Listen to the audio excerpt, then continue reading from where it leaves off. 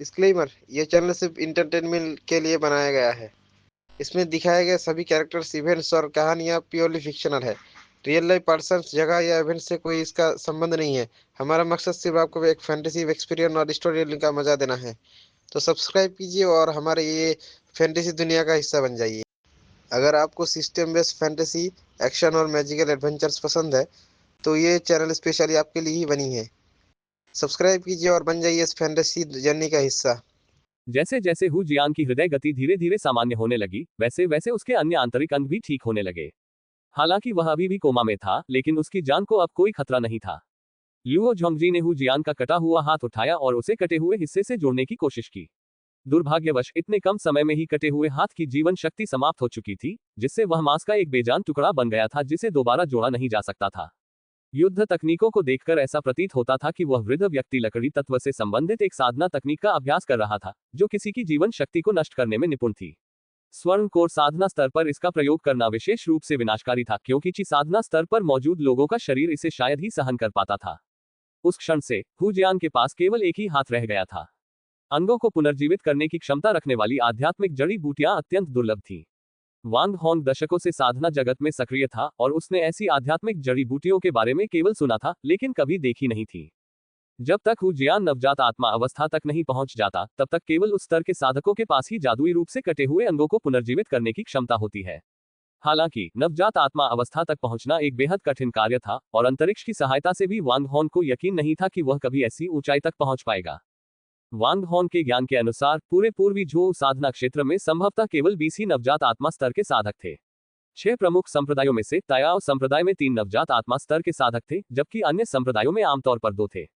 कुल मिलाकर 6 प्रमुख संप्रदायों में 13 नवजात आत्मा स्तर के साधक थे, और कुछ मध्यस्तरीय संप्रदायों में प्रत्येक में एक नवजात आत्मा स्तर का साधक था। इसके अलावा वांग होंग ने साधना जगत में एक ऐसे स्वतंत्र साधक के बारे में सुना था जो नवजात आत्मा के स्तर तक पहुंच गया था। हालांकि यह एक रहस्य था कि उन्होंने इस स्तर को कैसे प्राप्त किया था। यह पुष्टि करने के बाद कि हु जियान तत्काल खतरे से बाहर है, वांग होंग ने बूढ़े व्यक्ति के पास मौजूद सभी वस्तुओं को इकट्ठा किया और फिर आग की लपटों के साथ शरीर को जला दिया। अगली बार जब हम कियांकियाओ शहर जाएं, तो ध्यान रखना कि सावधानीपूर्वक जानकारी जुटाएं और पता लगाएं कि यह बूढ़ा आदमी कौन था और वह किस गुट से संबंधित था। वांग होंग ने लुओ झोंगजी को निर्देश दिया जब वे अपनी उड़ने वाली नाव पर लौट रहे थे। भविष्य में बेहतर तैयारी के लिए उन्हें अपने शत्रु के मूल स्थान के बारे में जानना आवश्यक था। हाँ, लुओ झोंगजी ने दृढ़ निश्चय के साथ उत्तर दिया। यद्यपि वे वर्तमान में हमलावर बल का मुकाबला करने में असमर्थ थे, फिर भी उन्होंने शक्ति प्राप्त होते ही बदला लेने का निश्चय कर लिया था। वांग होंग ने अपने ची साधना चरण के अधीनस्थों को उड़ने वाली नाव चलाने का आदेश दिया, जो एजोर वॉर्ड सिटी की दिशा में रवाना हुई। हाल ही में हुए युद्ध में वे अपनी ची साधना के स्तर के कारण भाग नहीं ले पाए थे। वे नियंत्रित उड़ान तकनीक भी नहीं कर सकते थे और उन्हें उड़ने वाली नाव से ही युद्ध देखना पड़ा था। वांग होंग ने बूढ़े व्यक्ति के कब्जे से मिली वस्तुओं की सावधानीपूर्वक जांच करने से पहले उड़ने वाली नाव पर कुछ देर आराम किया। बूढ़े आदमी का थैला काफी बड़ा था, जिसकी कुल लंबाई 10 झांग थी। वांग होंग ने उसका सारा सामान उड़ने वाली नाव के डेक पर खाली कर दिया, जिससे पहले से ही तंग जगह और भी ज्यादा भर गई। सबसे पहले उसकी नजर स्पिरिट स्टोन के एक विशाल ढेर पर पड़ी। वहां 20 लाख से अधिक निम्न श्रेणी के स्पिरिट स्टोन और 500 से अधिक मध्यम श्रेणी के स्पिरिट स्टोन थे। गोल्डन कोर साधना करने वालों के बीच भी यह कोई छोटी मोटी संपत्ति नहीं थी। इसके बाद विभिन्न बक्सों में कई प्रकार की सामग्रियां रखी हुई थीं, जिनमें से कुछ पर व्यापारी काफिलों के नाम लिखे हुए थे। ऐसा प्रतीत होता था कि इस बूढ़े व्यक्ति ने कई व्यापारी काफिलों को लूटा था। वांग होंग ने इन सभी बक्सों को खोला तो उसमें दर्जनों आध्यात्मिक हथियार मिले, जो सभी उच्च गुणवत्ता के थे। यहां तक कि एक स्वर्ण मूल के साधक को भी ये आकर्षक लगते। कई बक्सों में सबसे अधिक मात्रा में विभिन्न शोधन उपकरण सामग्री थी, जिनमें से अधिकतर द्वितीय श्रेणी की सामग्री और थोड़ी मात्रा में तृतीय श्रेणी की सामग्री थी। आश्चर्यजनक रूप से उनमें 1 दर्जन से अधिक प्रोफाउंड आयरन के टुकड़े थे, ठीक उसी प्रकार का जो वांग होंग ने पिछली बार बाउंड्री सिटी में प्राप्त किया था। ये सामग्रियां ठीक वही थी जिनकी वांग होंग को तत्काल आवश्यकता थी। इन शोधन उपकरणों की सामग्रियों से वह अधिक मानक आध्यात्मिक हथियार बना सकता था, जिससे उसके अधीनस्थों की शक्ति में उल्लेखनीय वृद्धि होगी। इन वस्तुओं के अलावा कुछ आध्यात्मिक गोलियां, आध्यात्मिक जड़ी बूटियां और अन्य विविध वस्तुएं भी थीं। इस बूढ़े व्यक्ति ने 1 दर्जन से अधिक व्यापारी काफिलों का संहार कर उनका खजाना लूट लिया था। हालांकि लौटने पर उसने कुछ हिस्सा अपने परिवार वालों को दे दिया था, लेकिन स्वार्थवश उसने सबसे कीमती चीजें अपने पास रख ली थीं, जिनका लाभ अब वांग होंग को मिला। इन वर्षों में उसने अपने लिए एक खजाना बनाने के लिए कुछ तृतीय स्तरीय सामग्रियां भी एकत्र की थीं, और अब वे सभी वांग होंग के हाथों में आ गईं। वांग होंग ने शोधन उपकरण की सभी सामग्री एकत्र कर ली और शेष स्पिरिट स्टोन, आध्यात्मिक हथियार और अन्य वस्तुएं लुओ झोंगजी को सौंप दी, जिससे उनके अधीनस्थों को उनके योगदान के आधार पर उनका स्वतंत्र रूप से आदान प्रदान करने की अनुमति मिल गई। फ्लाइंग बोट से वापसी यात्रा के दौरान लुओ झोंगजी को कुछ निराशा हुई कि उन्हें कोई खजाना खोजने वाला साधक नहीं मिला। आखिरकार उन्होंने एजियोर वार्ड सिटी की यात्रा के दौरान इस रास्ते से उन्हें पूरी तरह से हटा दिया था।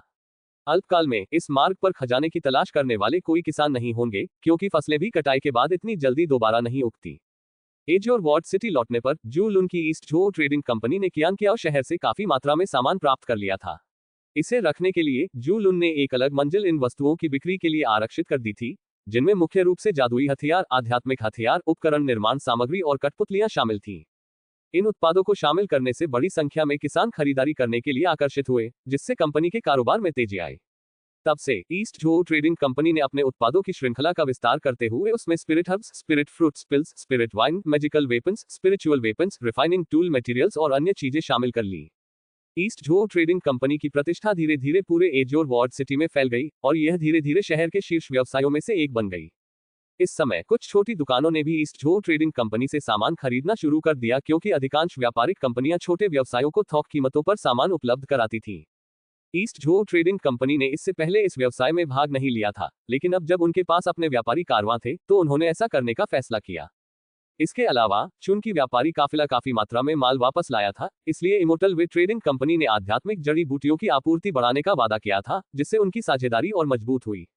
हालांकि एजियोर वार्ड सिटी विशाल थी और इसमें कई दुकानें थीं, लेकिन उनमें से अधिकांश छोटे पैमाने के व्यवसाय थे। वास्तव में सफल बड़े पैमाने के व्यवसाय तो कुछ ही थे। एजियोर वार्ड सिटी का सबसे बड़ा व्यवसाय किंगजू टावर था, जिसकी स्थापना किंगजू संप्रदाय ने की थी और जो वस्तुतः पूरे शहर का स्वामी था। संसाधनों और शक्ति की कमी के कारण कोई भी इसके साथ प्रतिस्पर्धा नहीं कर सकता था या इसके बाजार हिस्से पर कब्जा नहीं कर सकता था। शक्ति के मामले में किंगजू टावर के नीचे 10 दुकानों का गठबंधन था, जिसका नेतृत्व मायरी ट्रेजर्स टावर कर रहा था। इन 10 दुकानों ने मिलकर काम करने, लाभ साझा करने और प्रतिस्पर्धा को खत्म करने के लिए एक गठबंधन बनाया था। हर साल 10 शॉप्स एलायंस क्यूई कल्टीवेशन आइटम की नीलामी आयोजित करता था, जिसमें वे आमतौर पर फाउंडेशन एस्टेब्लिशमेंट पिल की नीलामी करते थे, जो कई क्यूई कल्टीवेशन साधकों को आकर्षित करता था। हर 5 साल में वे फाउंडेशन बिल्डिंग कल्टीवेटर की नीलामी भी आयोजित करते थे, जिसमें एजियोर वार्ड सिटी के साथ साथ अन्य क्षेत्रों से भी फाउंडेशन बिल्डिंग कल्टीवेटर भाग लेते थे। वांग होंग ने अतीत में कई क्यूई कल्टीवेशन नीलामी में भाग लिया था और ग्रीन स्पिरिट पीच और मिस्टी इल्यूजन मास्क जैसी वस्तुएं प्राप्त की थीं। इस समय 10 शॉप्स एलायंस के 10 दुकानदार अपनी वार्षिक ची कल्टीवेशन नीलामी की तैयारियों पर चर्चा करने के लिए एकत्रित हुए। जैसे जैसे हु जियान की हृदय गति धीरे धीरे सामान्य होने लगी, वैसे वैसे उसके अन्य आंतरिक अंग भी ठीक होने लगे। हालांकि वह अभी भी कोमा में था, लेकिन उसकी जान को अब कोई खतरा नहीं था। लुओ झोंगजी ने हु जियान का कटा हुआ हाथ उठाया और उसे कटे हुए हिस्से से जोड़ने की कोशिश की। दुर्भाग्यवश इतने कम समय में ही कटे हुए हाथ की जीवन शक्ति समाप्त हो चुकी थी, जिससे वह मांस का एक बेजान टुकड़ा बन गया था, जिसे दोबारा जोड़ा नहीं जा सकता था। युद्ध तकनीकों को देखकर ऐसा प्रतीत होता था कि वह वृद्ध व्यक्ति लकड़ी तत्व से संबंधित एक साधना तकनीक का अभ्यास कर रहा था, जो किसी की जीवन शक्ति को नष्ट करने में निपुण थी। स्वर्ण कोर साधना स्तर पर इसका प्रयोग करना विशेष रूप से विनाशकारी था, क्योंकि ची साधना स्तर पर मौजूद लोगों का शरीर इसे शायद ही सहन कर पाता था। उस क्षण से हु जियान के पास केवल एक ही हाथ रह गया था। अंगों को पुनर्जीवित करने की क्षमता रखने वाली आध्यात्मिक जड़ी बूटियां अत्यंत दुर्लभ थीं। वांग होंग दशकों से साधना जगत में सक्रिय था और उसने ऐसी आध्यात्मिक जड़ी बूटियों के बारे में केवल सुना था, लेकिन कभी देखी नहीं थी। जब तक हु जियान नवजात आत्मा अवस्था तक नहीं पहुंच जाता, तब तक केवल उस स्तर के साधकों के पास ही जादुई रूप से कटे हुए अंगों को पुनर्जीवित करने की क्षमता होती है। हालांकि नवजात आत्मा अवस्था तक पहुंचना एक बेहद कठिन कार्य था और अंतरिक्ष की सहायता से भी वांग होंग को यकीन नहीं था कि वह कभी ऐसी ऊंचाई तक पहुंच पाएगा। वांग होंग के ज्ञान के अनुसार पूरे पूर्वी झो साधना क्षेत्र में संभवतः केवल 20 ही नवजात आत्मा स्तर के साधक थे। 6 प्रमुख संप्रदायों में से तायाओ संप्रदाय में 3 नवजात आत्मा स्तर के साधक थे, जबकि अन्य संप्रदायों में आमतौर पर 2 थे। कुल मिलाकर 6 प्रमुख संप्रदायों में 13 नवजात आत्मा स्तर के साधक थे और कुछ मध्यस्तरीय संप्रदायों में प्रत्येक में एक नवजात आत्मा स्तर का साधक था। इसके अलावा वांग होंग ने साधना जगत में एक ऐसे स्वतंत्र साधक के बारे में सुना था जो नवजात आत्मा के स्तर तक पहुंच गया था। हालांकि यह एक रहस्य था कि उन्होंने इस स्तर को कैसे प्राप्त किया था। यह पुष्टि करने के बाद कि हु जियान तत्काल खतरे से बाहर है, वांग होंग ने बूढ़े व्यक्ति के पास मौजूद सभी वस्तुओं को इकट्ठा किया और फिर आग की लपटों के साथ शरीर को जला दिया। अगली बार जब हम कियांकियाओ शहर जाएं, तो ध्यान रखना कि सावधानीपूर्वक जानकारी जुटाएं और पता लगाएं कि यह बूढ़ा आदमी कौन था और वह किस गुट से संबंधित था। वांग होंग ने लुओ झोंगजी को निर्देश दिया जब वे अपनी उड़ने वाली नाव पर लौट रहे थे। भविष्य में बेहतर तैयारी के लिए उन्हें अपने शत्रु के मूल स्थान के बारे में जानना आवश्यक था। हाँ, लुओ झोंगजी ने दृढ़ निश्चय के साथ उत्तर दिया। यद्यपि वे वर्तमान में हमलावर बल का मुकाबला करने में असमर्थ थे, फिर भी उन्होंने शक्ति प्राप्त होते ही बदला लेने का निश्चय कर लिया था। वांग होंग ने अपने ची साधना चरण के अधीनस्थों को उड़ने वाली नाव चलाने का आदेश दिया, जो एजोर वार्ड सिटी की दिशा में रवाना हुई। हाल ही में हुए युद्ध में वे अपनी ची साधना के स्तर के कारण भाग नहीं ले पाए थे। वे नियंत्रित उड़ान तकनीक भी नहीं कर सकते थे और उन्हें उड़ने वाली नाव से ही युद्ध देखना पड़ा था। वांग होंग ने बुरे व्यक्ति के कब्जे से मिली वस्तुओं की सावधानीपूर्वक जांच करने से पहले उड़ने वाली नाव पर कुछ देर आराम किया। बूढ़े आदमी का थैला काफी बड़ा था, जिसकी कुल लंबाई 10 झांग थी। वांग होंग ने उसका सारा सामान उड़ने वाली नाव के डेक पर खाली कर दिया, जिससे पहले से ही तंग जगह और भी ज्यादा भर गई। सबसे पहले उसकी नजर स्पिरिट स्टोन के एक विशाल ढेर पर पड़ी। वहां 20 लाख से अधिक निम्न श्रेणी के स्पिरिट स्टोन और 500 से अधिक मध्यम श्रेणी के स्पिरिट स्टोन थे। गोल्डन कोर साधना करने वालों के बीच भी यह कोई छोटी मोटी संपत्ति नहीं थी। इसके बाद विभिन्न बक्सों में कई प्रकार की सामग्रियां रखी हुई थीं, जिनमें से कुछ पर व्यापारी काफिलों के नाम लिखे हुए थे। ऐसा प्रतीत होता था कि इस बूढ़े व्यक्ति ने कई व्यापारी काफिलों को लूटा था। वांग होंग ने इन सभी बक्सों को खोला तो उसमें दर्जनों आध्यात्मिक हथियार मिले, जो सभी उच्च गुणवत्ता के थे। यहां तक कि एक स्वर्ण मूल के साधक को भी ये आकर्षक लगते। कई बक्सों में सबसे अधिक मात्रा में विभिन्न शोधन उपकरण सामग्री थी, जिनमें से अधिकतर द्वितीय श्रेणी की सामग्री और थोड़ी मात्रा में तृतीय श्रेणी की सामग्री थी। आश्चर्यजनक रूप से उनमें 1 दर्जन से अधिक प्रोफाउंड आयरन के टुकड़े थे, ठीक उसी प्रकार का जो वांग होंग ने पिछली बार बाउंड्री सिटी में प्राप्त किया था। ये सामग्रियां ठीक वही थी जिनकी वांग होंग को तत्काल आवश्यकता थी। इन शोधन उपकरणों की सामग्रियों से वह अधिक मानक आध्यात्मिक हथियार बना सकता था, जिससे उसके अधीनस्थों की शक्ति में उल्लेखनीय वृद्धि होगी। इन वस्तुओं के अलावा कुछ आध्यात्मिक गोलियां, आध्यात्मिक जड़ी बूटियां और अन्य विविध वस्तुएं भी थीं।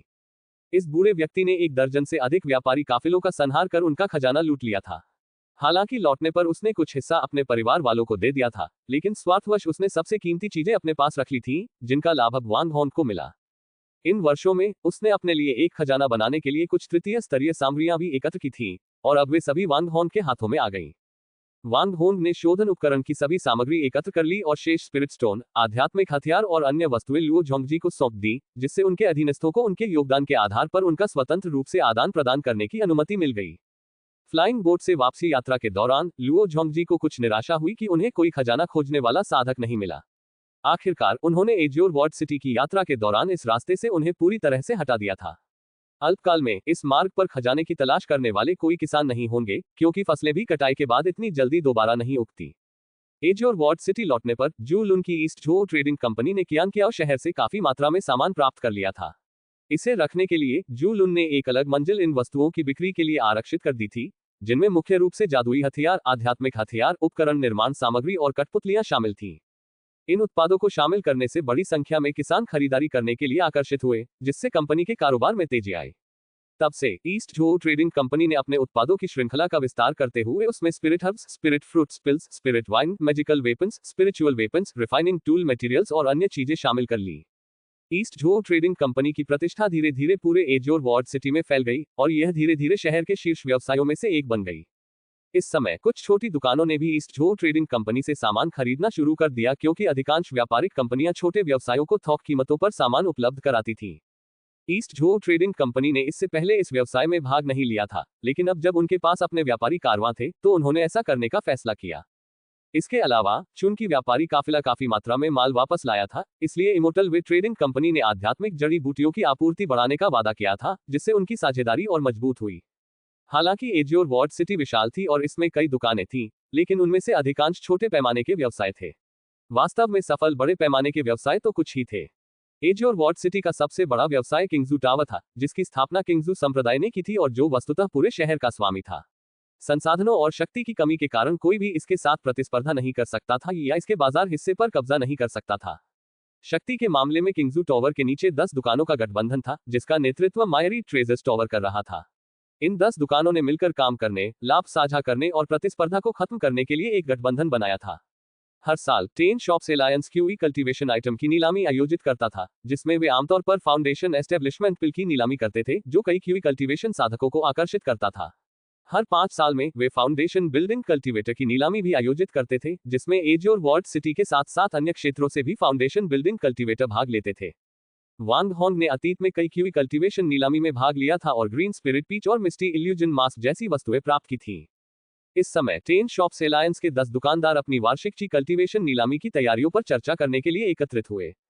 10 सदस्यीय टीम के साथ आधिकारिक व्यावसायिक चर्चा समाप्त होने के बाद उन्होंने अन्य विभिन्न मामलों पर बातचीत शुरू कर दी।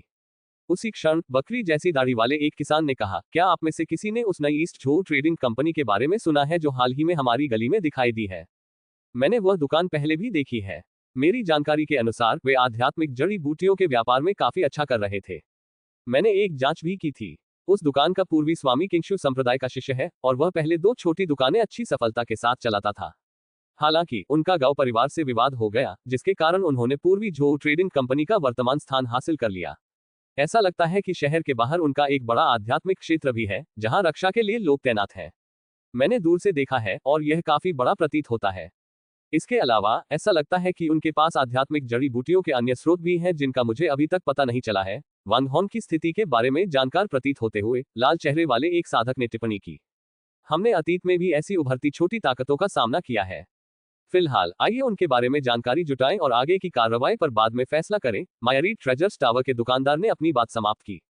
10 दुकानों के गठबंधन के नेता के रूप में उनके पास सबसे अधिक अधिकार था। एजियोर वार्ड सिटी लौटने के बाद वांग हॉन्ग ने विभिन्न स्थानों का निरीक्षण किया और पाया कि उसकी दुकानें सुचारू रूप से चल रही थीं। माउंटेन वैली में वर्षों की वृद्धि के बाद प्रथम श्रेणी की आध्यात्मिक जड़ी बूटियां अब परिपक्व हो चुकी थी और उनकी कटाई की जा रही थी। अपने साथ लाए गए सोची साधना स्तर के अधीनस्थों को सहायता के लिए भेजा गया। प्रत्येक आध्यात्मिक जड़ी बूटी की कटाई के बाद उसे तुरंत संसाधित और संग्रहित करना आवश्यक था, अन्यथा उसमें निहित आध्यात्मिक ऊर्जा नष्ट हो जाती, जिससे वह आध्यात्मिक पत्थर के रूप में बेकार हो जाती। आध्यात्मिक जड़ी बूटियों को रखने के लिए उपयोग किए जाने वाले जेड बॉक्स और लकड़ी के बक्सों को ऐसी संरचनाओं में परिष्कृत करना आवश्यक था जो आध्यात्मिक ऊर्जा के क्षय को रोकती थी।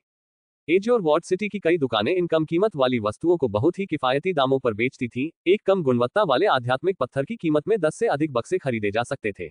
पहले वांग हॉन्ग इन्हें एजियोर वार्ड सिटी से खरीदता था, लेकिन अब जब उसने औजारों को परिष्कृत करने की कला सीखने का फैसला किया था, तो उसने अभ्यास के तौर पर खुद बक्से बनाने की योजना बनाई। सामग्री के लिए उसने लकड़ी के बक्सों में स्पिरिट वुड का उपयोग करने का इरादा किया था। यह सामग्री उसे आसानी से उपलब्ध थी और उसे इसे बर्बाद करने में कोई आपत्ति नहीं थी। उसने अपने क्षेत्र में कई प्रथम श्रेणी के स्पिरिट वुड के पेड़ लगाए थे, जो अब विशाल वृक्षों में तब्दील हो चुके थे। कुछ प्रथम श्रेणी के स्पिरिट वुड 1000 वर्षों की वृद्धि के बाद द्वितीय श्रेणी के स्पिरिट वुड में परिवर्तित हो गए थे। वांग हॉन्ग ने अपने क्षेत्र से एक प्रथम श्रेणी के स्पिरिट वुड के पेड़ को काटकर छोटे छोटे टुकड़ों में विभाजित कर दिया। साधारण लकड़ी के बक्सों को जादुई हथियार नहीं माना जाता था, इसलिए उन्हें परिष्कृत करना कोई खास मुश्किल काम नहीं था। इसे एक शुरुआती स्तर की परिष्करण तकनीक माना जा सकता है। वांग हॉन्ग ने कुछ ही दिनों में इस विधि में महारत हासिल कर ली। हालांकि प्रथम श्रेणी की आध्यात्मिक जड़ी बूटियों के इस जत्थे के लिए हजारों लकड़ी के बक्सों की आवश्यकता थी, इसलिए ये काम समय लेने वाला था। सौभाग्य से उसने पहले से ही अपने कुछ अधीनस्थों को विभिन्न कौशलों में प्रशिक्षित करने की योजना बनाई थी। उन्हें लकड़ी के बक्सों को परिष्कृत करने का काम सौंपना उनके लिए व्यावहारिक अनुभव प्राप्त करने का एक अच्छा तरीका होगा। वांग हॉन्ग ने हाल ही में भर्ती किए गए अपने सोची साधना स्तर के शिष्यों को इकट्ठा किया। आप सभी 1 दशक से अधिक समय से साधना का अभ्यास कर रहे हैं, इसलिए मुझे विश्वास है कि आपको साधना जगत की अच्छी समझ है। आज मैं साधना की विभिन्न कलाओं के बारे में चर्चा करना चाहता हूँ। साधना जगत का विकास लाखों वर्षों में हुआ है, जिससे तकनीकों की एक विस्तृत श्रृंखला का जन्म हुआ है। आप जो गोलियां खाते हैं, वे रसायन शास्त्रियों द्वारा परिष्कृत की जाती हैं। आप जिन जादुई हथियारों का उपयोग करते हैं, उन्हें परिष्करण उपकरण विशेषज्ञों द्वारा परिष्कृत किया जाना आवश्यक है। और इसके अलावा ताबीज, आध्यात्मिक शराब, संरचनाएं, आध्यात्मिक भोजन और भी बहुत कुछ है। अब मैं आपको सीखने का अवसर दे रहा हूँ। इसमें रसायन शास्त्र, संरचना में निपुणता, ताबीज बनाना, औजारों को परिष्कृत करना, आध्यात्मिक भोजन, आध्यात्मिक शराब, आध्यात्मिक पौधे और आध्यात्मिक पशु प्रशिक्षण जैसी अन्य साधना तकनीकें शामिल हैं। आप कोई भी कौशल चुन सकते हैं, लेकिन प्रत्येक व्यक्ति केवल एक ही कौशल सीख सकता है। आपके पास अपने चुनाव पर विचार करने के लिए 1 दिन का समय है, और उसके बाद आपको मुझे इसकी सूचना देनी होगी। आपके सीखने के लिए सभी संसाधन और खर्च कंपनी द्वारा वहन किए जाएंगे। वांग हॉन्ग के शब्दों के बाद नीचे पूरी तरह सन्नाटा छा गया। सभी के चेहरे पर गंभीरता छा गई और कोई कुछ नहीं बोला। हालांकि उनकी आंखों में उमड़ती चमक से उनके दिलों में उमड़ रही उमंग का अंदाजा लगाया जा सकता था। वर्षों के कठोर प्रशिक्षण के बाद अनुशासन और आज्ञाकारिता उनके रक्त में समाहित हो गई थी। यद्यपि वे अमर साधक थे, साधारण सैनिक नहीं, फिर भी बचपन से प्राप्त शिक्षा सामान्य सैन्य बलों से भिन्न नहीं थी। 1 दशक से अधिक समय तक प्रभाव में रहने के बाद इन अनुशासनों का पालन करना उनकी आदत बन गई थी। इस समय वे अपनी उत्तेजना को काबू में रखने की कोशिश कर रहे थे। वे सभी अपने आसपास के लोगों से अपने विचार साझा करना और चर्चा करना चाहते थे। एक दशक से अधिक समय तक साधना करने के बाद वे जानते थे कि साधना जगत में किसी कौशल में महारत हासिल करना कितना कठिन है और इसके लिए कितनी कीमत चुकानी पड़ती है। जब वांग होंग ने बर्खास्तगी की घोषणा की तो 100 लोगों ने तुरंत छोटे छोटे समूह बना लिए और चुपचाप चर्चा करने लगे। मैं रसायन विद्या सीखना चाहता हूँ। मैं हमेशा से ही रसायन शास्त्रियों का प्रशंसक रहा हूँ। कीमियागरी बहुत अच्छी है, लेकिन ताबीज बनाना उससे भी बेहतर है। आप अपने दुश्मनों पर ताबीज फेंक सकते हैं और उन्हें राख में बदलते हुए देख सकते हैं। मैं फॉर्मेशन का अध्ययन करने जा रहा हूँ। मैं तुम्हें एक फॉर्मेशन में फंसाऊंगा और देखूंगा कि तुम्हारे ताबीज ज्यादा शक्तिशाली हैं या मेरे फॉर्मेशन। इस समय सभी 100 लोग चर्चा में मग्न थे। वे सभी 20 वर्ष की आयु के थे और उनके विचार अपेक्षाकृत भोले भाले थे, इसलिए वे बिना किसी संकोच के बोल रहे थे। वांग होंग ने निश्चय किया कि अब से वह अपने अधीनस्थों को विभिन्न प्रकार के कौशलों का प्रशिक्षण देगा, यह सुनिश्चित करते हुए कि प्रत्येक व्यक्ति कम से कम कुछ बुनियादी ज्ञान अवश्य प्राप्त कर ले। बेशक इतने सारे लोगों में से सभी अपने प्रशिक्षण में सफल नहीं हो पाएंगे। हर किसी की प्रतिभा और दृढ़ संकल्प अलग अलग होते हैं। भविष्य में वह सबसे उत्कृष्ट व्यक्तियों का चयन करके उन्हें विशेष प्रशिक्षण देगा। अगले दिन लुओ झोंगजी ने प्रत्येक व्यक्ति द्वारा किए गए विकल्पों को एकत्र किया और उन्हें वांग होंग को सौंप दिया। वांग होंग ने सूची पर नजर डाली और पाया कि रसायन विद्या, औजारों को परिष्कृत करना, ताबीज बनाना और गठन कौशल सबसे लोकप्रिय विकल्प थे, जिनमें से प्रत्येक में 10 से अधिक लोगों ने रुचि दिखाई थी। अन्य साधना तकनीकों के लिए केवल कुछ ही उम्मीदवार थे। दिलचस्प बात यह है कि एक व्यक्ति ने कोई विशिष्ट कौशल नहीं चुना था, बल्कि केवल 2 शब्द लिखकर टिप्पणी की थी, लड़ाई। यांग तेजू का क्या हाल है? वांग होंग ने कुछ उलझन में पूछा। उसने पहले जो विकल्प बताए थे उनमें युद्ध कौशल का जिक्र नहीं था।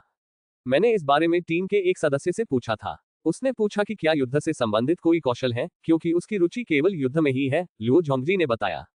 उसे पहले से ही अंदाजा था कि वांग होंग के मन में इस बारे में सवाल उठ सकते हैं। उसे यहाँ लाओ, मुझे उससे व्यक्तिगत रूप से कुछ सवाल पूछने हैं। समझा। लुओ झोंगजी चला गया, लेकिन जैसे ही वह मुड़ा, वांग होंग को लगा कि उसकी मुस्कान कुछ अजीब सी थी।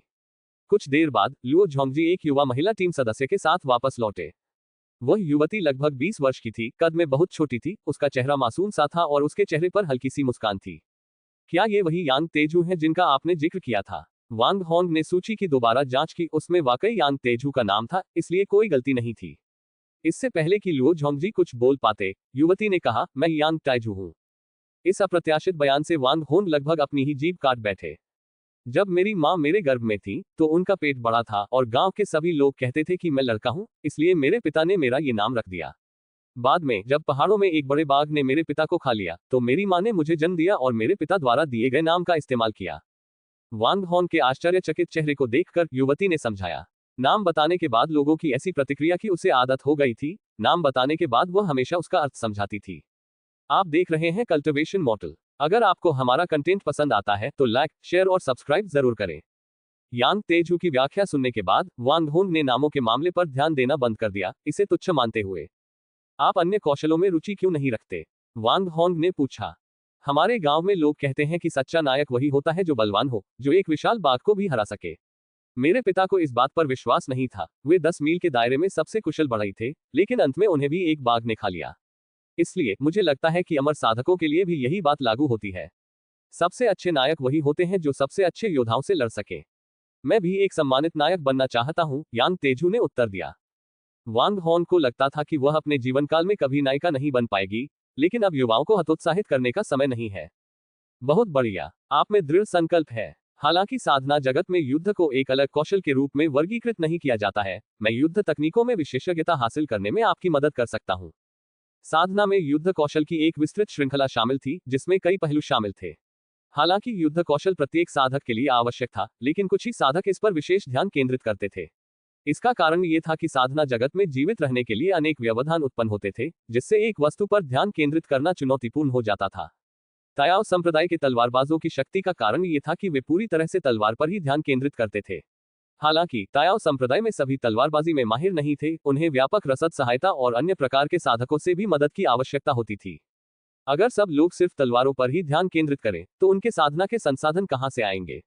उन्हें तलवारें कहां से मिलेंगी? वांग होंग ने यांग तेजू को प्रशिक्षण के लिए लुओ झोंगजी को सौंप दिया और भविष्य में उसे युद्धकला में कुशल अन्य लोगों द्वारा प्रशिक्षित किया जाएगा।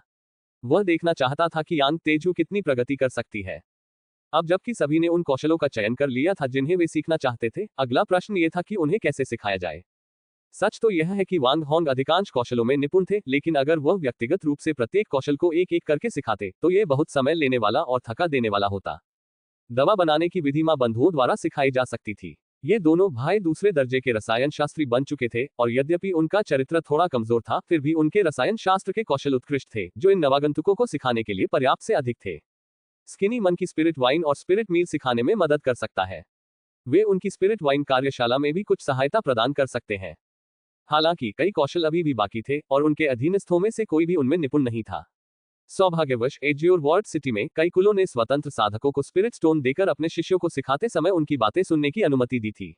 इस विषय में साधना तकनीक, रसायन शास्त्र, औजारों को परिष्कृत करना आदि कई विषय शामिल थे। जब वांग होंग अभी एक अनौपचारिक साधक थे, तब उन्होंने शुरू में इसी विधि से रसायन विद्या सीखी थी। शेष कौशलों के लिए वांग होंग लुओ झोंगजी से इन कौशलों से संबंधित अतिरिक्त जेड स्क्रॉल खरीदने की व्यवस्था करवा सकता है, ताकि सभी को स्वयं जानकारी प्राप्त हो सके। भविष्य में जब उसके पास समय होगा तो वह उन्हें इन कौशलों की विषय वस्तु समझा सकता है। इन व्यवस्थाओं को ध्यान में रखते हुए वांग होंग ने ये कार्य लुओ झोंगजी को सौंप दिया और आगे बढ़ गए। फिलहाल वांग होंग अपने 1 दर्जन अधीनस्थों के साथ काम कर रहे थे, जो औजारों को परिष्कृत करना सीख रहे थे और उन्हें लकड़ी के बक्से परिष्कृत करने में मार्गदर्शन दे रहे थे। इस प्रकार का परिष्करण सरल था और शुरुआती लोगों के लिए एकदम सही था। 3 दिनों के प्रशिक्षण के बाद वांग होंग ने जाने से पहले उनके लिए प्रथम श्रेणी की स्पिरिट वुड का एक बड़ा ढेर छोड़ दिया, ताकि वे स्वयं इसे परिष्कृत करने का प्रयोग कर सकें। इसके बाद उसने वांग कुन का वेश धारण किया और लियू चांगशेन की अमर मार्ग व्यापार कंपनी में गया। वर्तमान में यहाँ 10 से अधिक आधारभूत निर्माण चरण के अधीनस्थ कर्मचारी भी मौजूद थे, क्योंकि लियू चांगशेन ने पहले ही 100 नए रंगरूटों की भर्ती कर ली थी।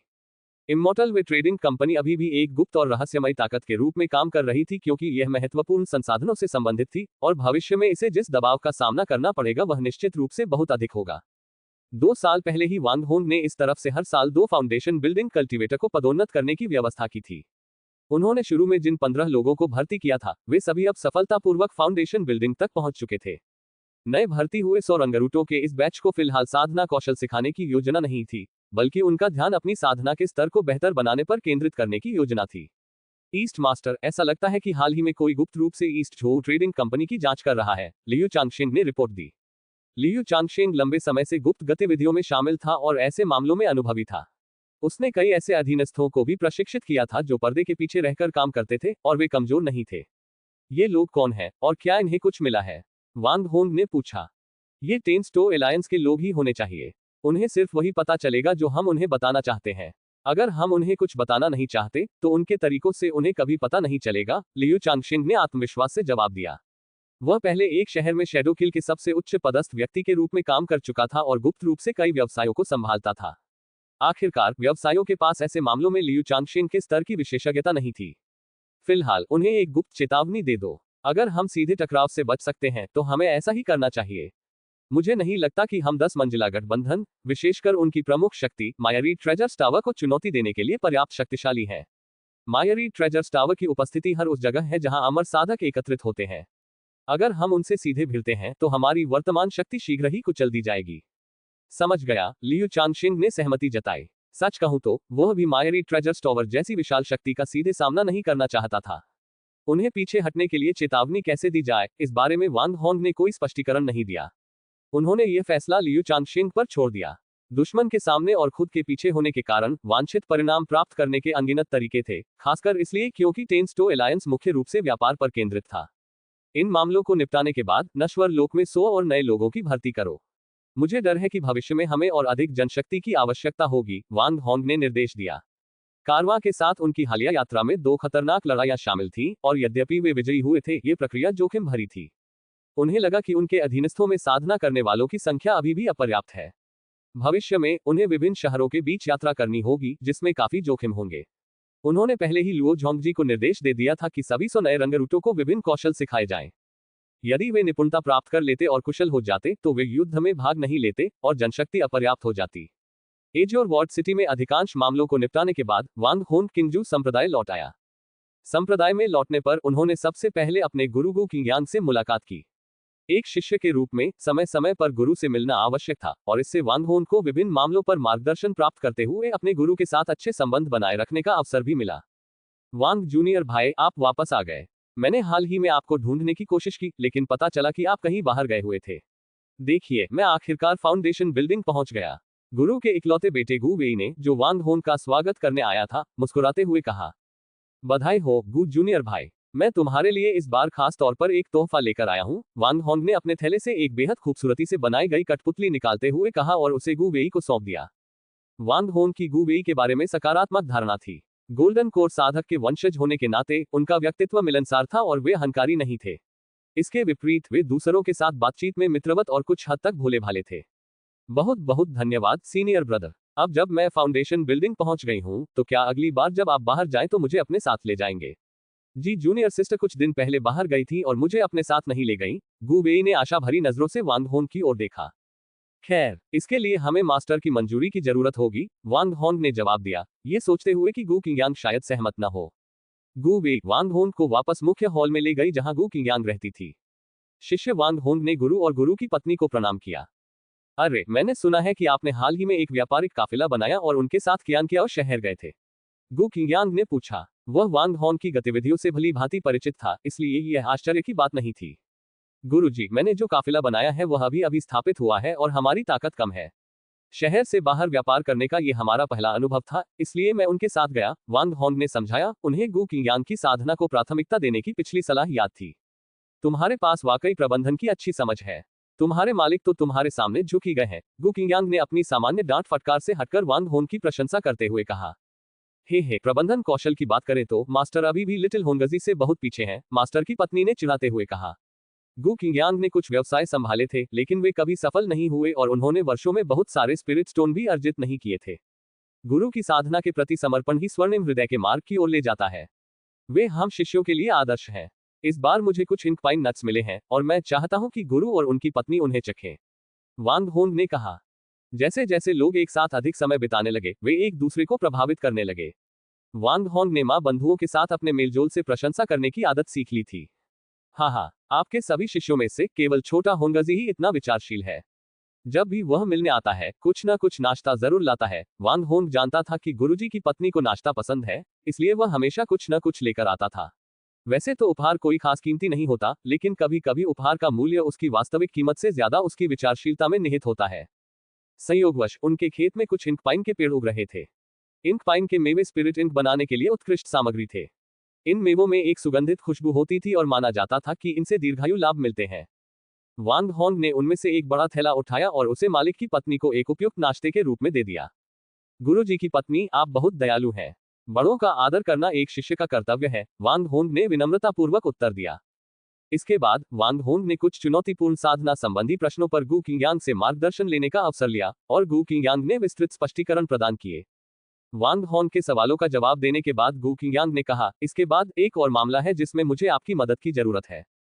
मुझे आश्चर्य है कि स्वामी जी ने मुझे क्या काम सौंपा है। वांग होंग को शामिल हुए 1 दशक से अधिक समय हो गया था और यह पहली बार था जब गु किंगयांग ने उसे कोई काम सौंपा था। मैंने हेशी घाटी में एक बाजार स्थापित किया है। फिलहाल आपके बड़े भाई वहां तैनात हैं। मैं चाहता हूं कि आप जाकर उनकी सहायता करें। गु वेई को भी अपने साथ ले जाएं, उनके लिए अनुभव प्राप्त करने का ये सही समय है। गु वेई लंबे समय से गु किंगयांग से बाहर जाकर अनुभव प्राप्त करने की अनुमति मांग रहा था, लेकिन गु किंगयांग के पास उसके साथ जाने का समय नहीं था। इसके अलावा एक स्वर्णिम कोर साधक के साथ वो वास्तव में दुनिया का अनुभव कैसे कर सकता था। वर्षों से साधना जगत के बारे में गु वेई की समझ विकृत हो गई थी। उसे अकेले भेजना संभव नहीं था, लेकिन वांग होंग एक स्थिर स्वभाव का व्यक्ति था और वे दोनों आपस में अच्छे से घुल मिल गए थे। गु वेई के वांग होंग के साथ जाने से गु किंगयांग को निश्चिंतता मिलेगी। इसके अलावा हीशी घाटी के बाजार की सुरक्षा आपके वरिष्ठ शिष्य द्वारा की जाती है, इसलिए सुरक्षा संबंधी कोई समस्या नहीं होनी चाहिए। हेशी घाटी के आसपास के अधिकांश क्षेत्र स्वतंत्र साधकों से आबाद हैं और यहाँ छल, हत्या और खजाने की खोज जैसी घटनाएं आम हैं। इससे गु वेई को साधना जगत की क्रूरता को देखने का अवसर मिलेगा। मूलतः गु किंगयांग की मंशा थी कि गु वेई को आपके चौथे शिष्य जी चेन के साथ जोड़ा जाए और उन्हें दाव साथी के रूप में विकसित किया जाए। जी चेन में उत्कृष्ट क्षमता थी और भविष्य में स्वर्ण कोर स्तर तक पहुंचने की संभावना थी। यदि वे दोनों दाव साथी बन जाते तो गु वेई को भी देखभाल और समर्थन प्राप्त होता। हालांकि गु किंगयांग के पास लगभग 100 साल का जीवन शेष था, फिर भी उन्हें अपने इकलौते वारिस के लिए भविष्य की योजना बनानी पड़ी। दुर्भाग्यवश जी चेन का स्वभाव कठोर था और वह गु वेई को कभी स्वीकार नहीं कर सका, जिसके कारण उन्हें उन दोनों का विवाह कराने का विचार छोड़ना पड़ा। आखिरकार जबरदस्ती संबंध बनाने से कोई सुखद परिणाम नहीं निकलता। गु वेई की आध्यात्मिक जड़ें असाधारण नहीं थी, उनमें केवल 4 आध्यात्मिक जड़ें थीं। उनके मार्गदर्शन के बिना वे नींव निर्माण भी हासिल नहीं कर पाते, स्वर्ण कोर स्तर तक पहुंचना तो दूर की बात है। ये खबर सुनकर गु वेई खुशी से उछलने ही वाला था, लेकिन गु किंगयांग की एक सख्त नजर ने उसे पीछे हटने पर मजबूर कर दिया और उसने अपनी अत्यधिक खुशी को छुपा लिया। गुरुजी, हमें कब प्रस्थान करना चाहिए और हम कितने समय तक दूर रहेंगे? चूंकि गु किंगयांग ने आदेश दे दिया था, इसलिए बातचीत की कोई गुंजाइश नहीं थी। तैयारी करो और 3 महीने में प्रस्थान करो। तुम दोनों हेशी घाटी के बाजार जाओगे और 2 साल में वापस आ सकते हो। साथ ही अपनी साधना पर ध्यान केंद्रित करो और अपनी शक्ति बढ़ाने का प्रयास करो। आने वाले वर्षों में पूर्वी झोउ साधना क्षेत्र में महत्वपूर्ण परिवर्तन हो सकते हैं और इस उथल पुथल के बीच जीवित रहने के लिए व्यक्तिगत शक्ति का होना अत्यंत। आप देख रहे हैं कल्टिवेशन मॉडल। अगर आपको हमारा कंटेंट पसंद आता है तो लाइक, शेयर और सब्सक्राइब जरूर करें। महत्वपूर्ण है। इन शब्दों से गु किंगयांग ने महत्वपूर्ण जानकारी का संकेत दे दिया था, जिससे वांग होन कांप उठा। गोल्डन कोर साधक से ऐसे शब्द सुनना इस बात का संकेत था कि स्थिति आशाजनक नहीं थी। क्या पूर्व में दानव कुल के साथ संघर्ष इस हद तक पहुंच गया है? हालांकि वांग होंग ने साधना जगत में उथल पुथल को भांप लिया था, लेकिन ये पहली बार था जब उसने किसी उच्च कोटि के साधक से विशिष्ट जानकारी सुनी थी। शायद उसकी निम्न स्थिति के कारण वह अधिक गोपनीय जानकारी नहीं जान पाया था। पूर्व में दानव कुल के साथ हुए युद्ध के परिणामस्वरूप कई साधना नगर नष्ट हो गए हैं। एक नश्वर राज्य का पतन हो गया है, जिसमें राक्षसी जीवों द्वारा करोड़ों लोगों की जान ले ली गई है। इस दौरान साधकों में मरने वालों की संख्या हजारों में पहुंच गई है। दानव कुल साधना जगत की नींव को तेजी से नष्ट कर रहा है। दूसरी ओर पश्चिमी झोउ दानव क्षेत्र में स्थित दानव वंश ने सीमा पर्वत श्रृंखला में हमारी मानव जाति के साथ एक दशक से चल रहे लंबे संघर्ष के बाद हाल ही में सुदृढ़ीकरण के संकेत दिखाए हैं। ऐसा लगता है कि वे बड़े पैमाने पर हमले की तैयारी कर रहे हैं। कुछ ही दिन पहले साधना जगत ने जिनान शहर के पूर्व में एक नया शहर बसाने के लिए 1 लाख साधकों की भर्ती शुरू की। यह नया शहर जिनान शहर को समाहित करने के साथ साथ आगामी बड़े युद्ध की तैयारी के लिए सीमावर्ती शहर को पारस्परिक सहयोग भी प्रदान करेगा। आपकी चौथी वरिष्ठ बहन इस प्रयास में सहयोग के लिए भेजे गए साधकों के पहले समूह का हिस्सा थी और दूसरे समूह को कुछ दिनों में बुलाया जाएगा।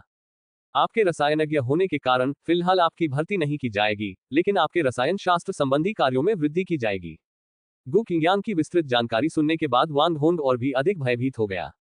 हजारों साधक मारे जा चुके थे और 1 करोड़ से अधिक मनुष्य राक्षसी जीवों का शिकार बन चुके थे। यदि यह सिलसिला जारी रहा तो पूर्वी झोउ साधना क्षेत्र की पूरी नींव ही नष्ट हो जाएगी। यदि दानव वंश के दोनों पक्ष घुसपैठ करने में सफल हो जाते हैं, तो इसका मतलब संभवतः ये होगा कि मानवता के लिए खड़े होने की कोई जगह नहीं बचेगी। ठीक है, अब आपको स्थिति का अंदाजा हो गया है। खुद को तैयार कर लें और इस जानकारी को न फैलाएं। हमारा संप्रदाय हजारों वर्षों से अस्तित्व में है और अस्तित्व बनाए रखने का कोई न कोई रास्ता जरूर खोज लेगा। इसके अलावा मेरे पास आपकी सुरक्षा के लिए एक वस्तु है। मुझे भी निकट भविष्य में युद्ध में शामिल होने की आवश्यकता पड़ सकती है। मेरे लिए गु वेई का ख्याल रखना, उसे अभी बहुत कुछ सीखना है। उसके बड़े भाई होने के नाते आप उसका मार्गदर्शन और प्रशिक्षण कर सकते हैं। गु किंगयांग ने एक जेड बॉक्स निकाला, उसे आध्यात्मिक शक्ति से घेर लिया और वांग होन को सौंप दिया। जी हाँ, उपहार के लिए धन्यवाद गुरुजी। मैं अपने छोटे भाई की सुरक्षा सुनिश्चित करने के लिए अपनी पूरी कोशिश करूंगा। वांग होंग ने जेड बॉक्स स्वीकार किया और उसे सावधानीपूर्वक अपने थैले में रख दिया। अगर गु किंगयांग ने कहा था कि यह उसकी जान बचा सकता है, तो यह निश्चित रूप से कोई साधारण वस्तु नहीं होगी। वांग होंग भव्य हॉल से निकल गया और गु वेई अभी भी उसे गुफानुमा हवेली से विदा कर रही थी।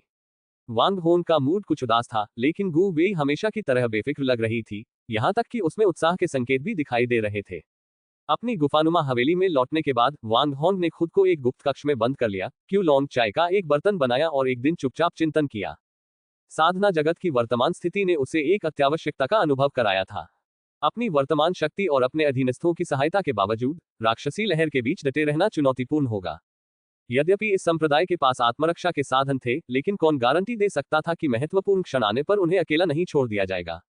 दूसरों पर निर्भर रहना सबसे अच्छी रणनीति नहीं थी।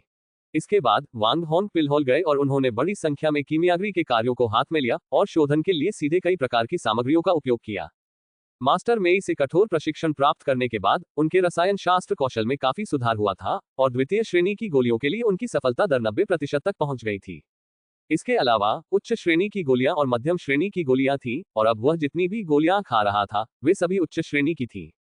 महज कुछ ही दिनों में उन्होंने इन कार्यों के लिए गोलियों को परिष्कृत कर लिया। हालांकि वह उन्हें अभी सौंप नहीं सकता था, ऐसा करना बहुत जल्दबाजी होगी। उसने परिष्कृत गोलियों को संग्रहित किया और फिर से संप्रदाय छोड़कर एज्योर वार्ड सिटी की ओर चल पड़ा।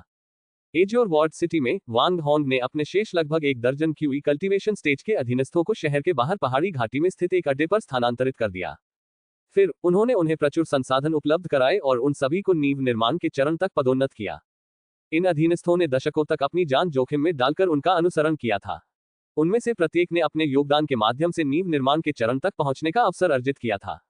शुरू में उन्होंने जानबूझकर नींव निर्माण की प्रगति को धीमा कर दिया था ताकि ज्यादा ध्यान आकर्षित न हो। वे हर साल एक एक करके आगे बढ़ रहे थे। वास्तव में उनका मुख्य ध्यान शरीर को निखारने पर था और वर्षों से उनकी शारीरिक साधना फाउंडेशन बिल्डिंग स्तर तक पहुंच गई थी, जिससे उनकी करीबी लड़ाई की क्षमता फाउंडेशन बिल्डिंग के साधकों से कम नहीं थी। हालांकि फाउंडेशन बिल्डिंग हासिल किए बिना वे उड़ने वाली कलाकृतियों को नियंत्रित नहीं कर सकते थे और फाउंडेशन बिल्डिंग के साधकों के खिलाफ लड़ाई में उन्हें गंभीर नुकसान उठाना पड़ता। परिणामस्वरूप इतने समय तक उन्हें ची साधना करने वाले साधकों के रूप में माना जाता रहा, भले ही उनकी साधना उस स्तर से कहीं आगे थी। जब ये लगभग 1 दर्जन लोग नींव निर्माण के चरण तक सफलतापूर्वक पहुंच गए, तो वे पर्वतीय घाटी के निचले हिस्से में छिप गए। यहां वे नए रंगरूटों के प्रशिक्षण में भी सहायता कर सकते थे। यांग तेजू लगातार पर्वतीय घाटी के तलहटी में अभ्यास कर रही थी। नींव निर्माण चरण के सभी अधीनस्थ उसके गुरु रहे थे और अपनी 3 आध्यात्मिक जड़ों की प्रतिभा के साथ उसे औसत दर्जे का माना जाता था। पिछले 1 दशक में वांग होन के उदार संसाधन निवेश के साथ वह क्यूई संवर्धन के अंतिम चरण तक पहुंच गई थी। चूंकि वांग होन के प्रथम पीढ़ी के सभी अधीनस्थ शरीर साधना करने वाले थे, इसलिए यांग तेजू ने उनका अनुसरण करके उनकी युद्ध शैली सीखी थी। यांग तेजू की युद्ध शैली अत्यंत उग्र थी, जो एक खूंखार बाघ के समान थी। उसने अपने शरीर और तकनीकों दोनों का एक साथ अभ्यास करना शुरू कर दिया था और उसके शरीर को परिष्कृत करने की साधना पहले ही एक गहन स्तर पर पहुंच चुकी थी। वांग होंग ये सोचने से खुद को रोक नहीं पाया कि क्या ये लड़की भविष्य में एक बलशाली, खूंखार योद्धा में बदल जाएगी। उसने अपने अधीनस्थों को जो वस्तुएं प्रदान की, उनमें रेस्प्लेंडेंट विसेज एलिक्सिर भी शामिल था। जब तक उनके योगदान अंक पर्याप्त थे, कोई भी इसे प्राप्त कर सकता था। उन्हें उम्मीद थी कि एक दिन यांग तेजू को याद आएगा और वह इसे बदल लेंगे। तेजस्वी मुख का अमृत न केवल चेहरे की जवानी को बनाए रखता था, बल्कि शरीर पर भी इसका वैसा ही प्रभाव पड़ता था। अन्यथा सैकड़ों की संख्या में गोल्डन कोर के साधकों को, जिनका चेहरा तो युवा हो लेकिन गर्दन के नीचे झुर्रियां और ढीलापन हो, देखना काफी असहनीय होगा। नवगठित लगभग 1 दर्जन व्यक्तियों के पास अभी तक उपयोग करने के लिए कोई मानकीकृत आध्यात्मिक हथियार नहीं था। वांग होंग ने उनमें से प्रत्येक को 2 साधारण आध्यात्मिक हथियार प्रदान किए।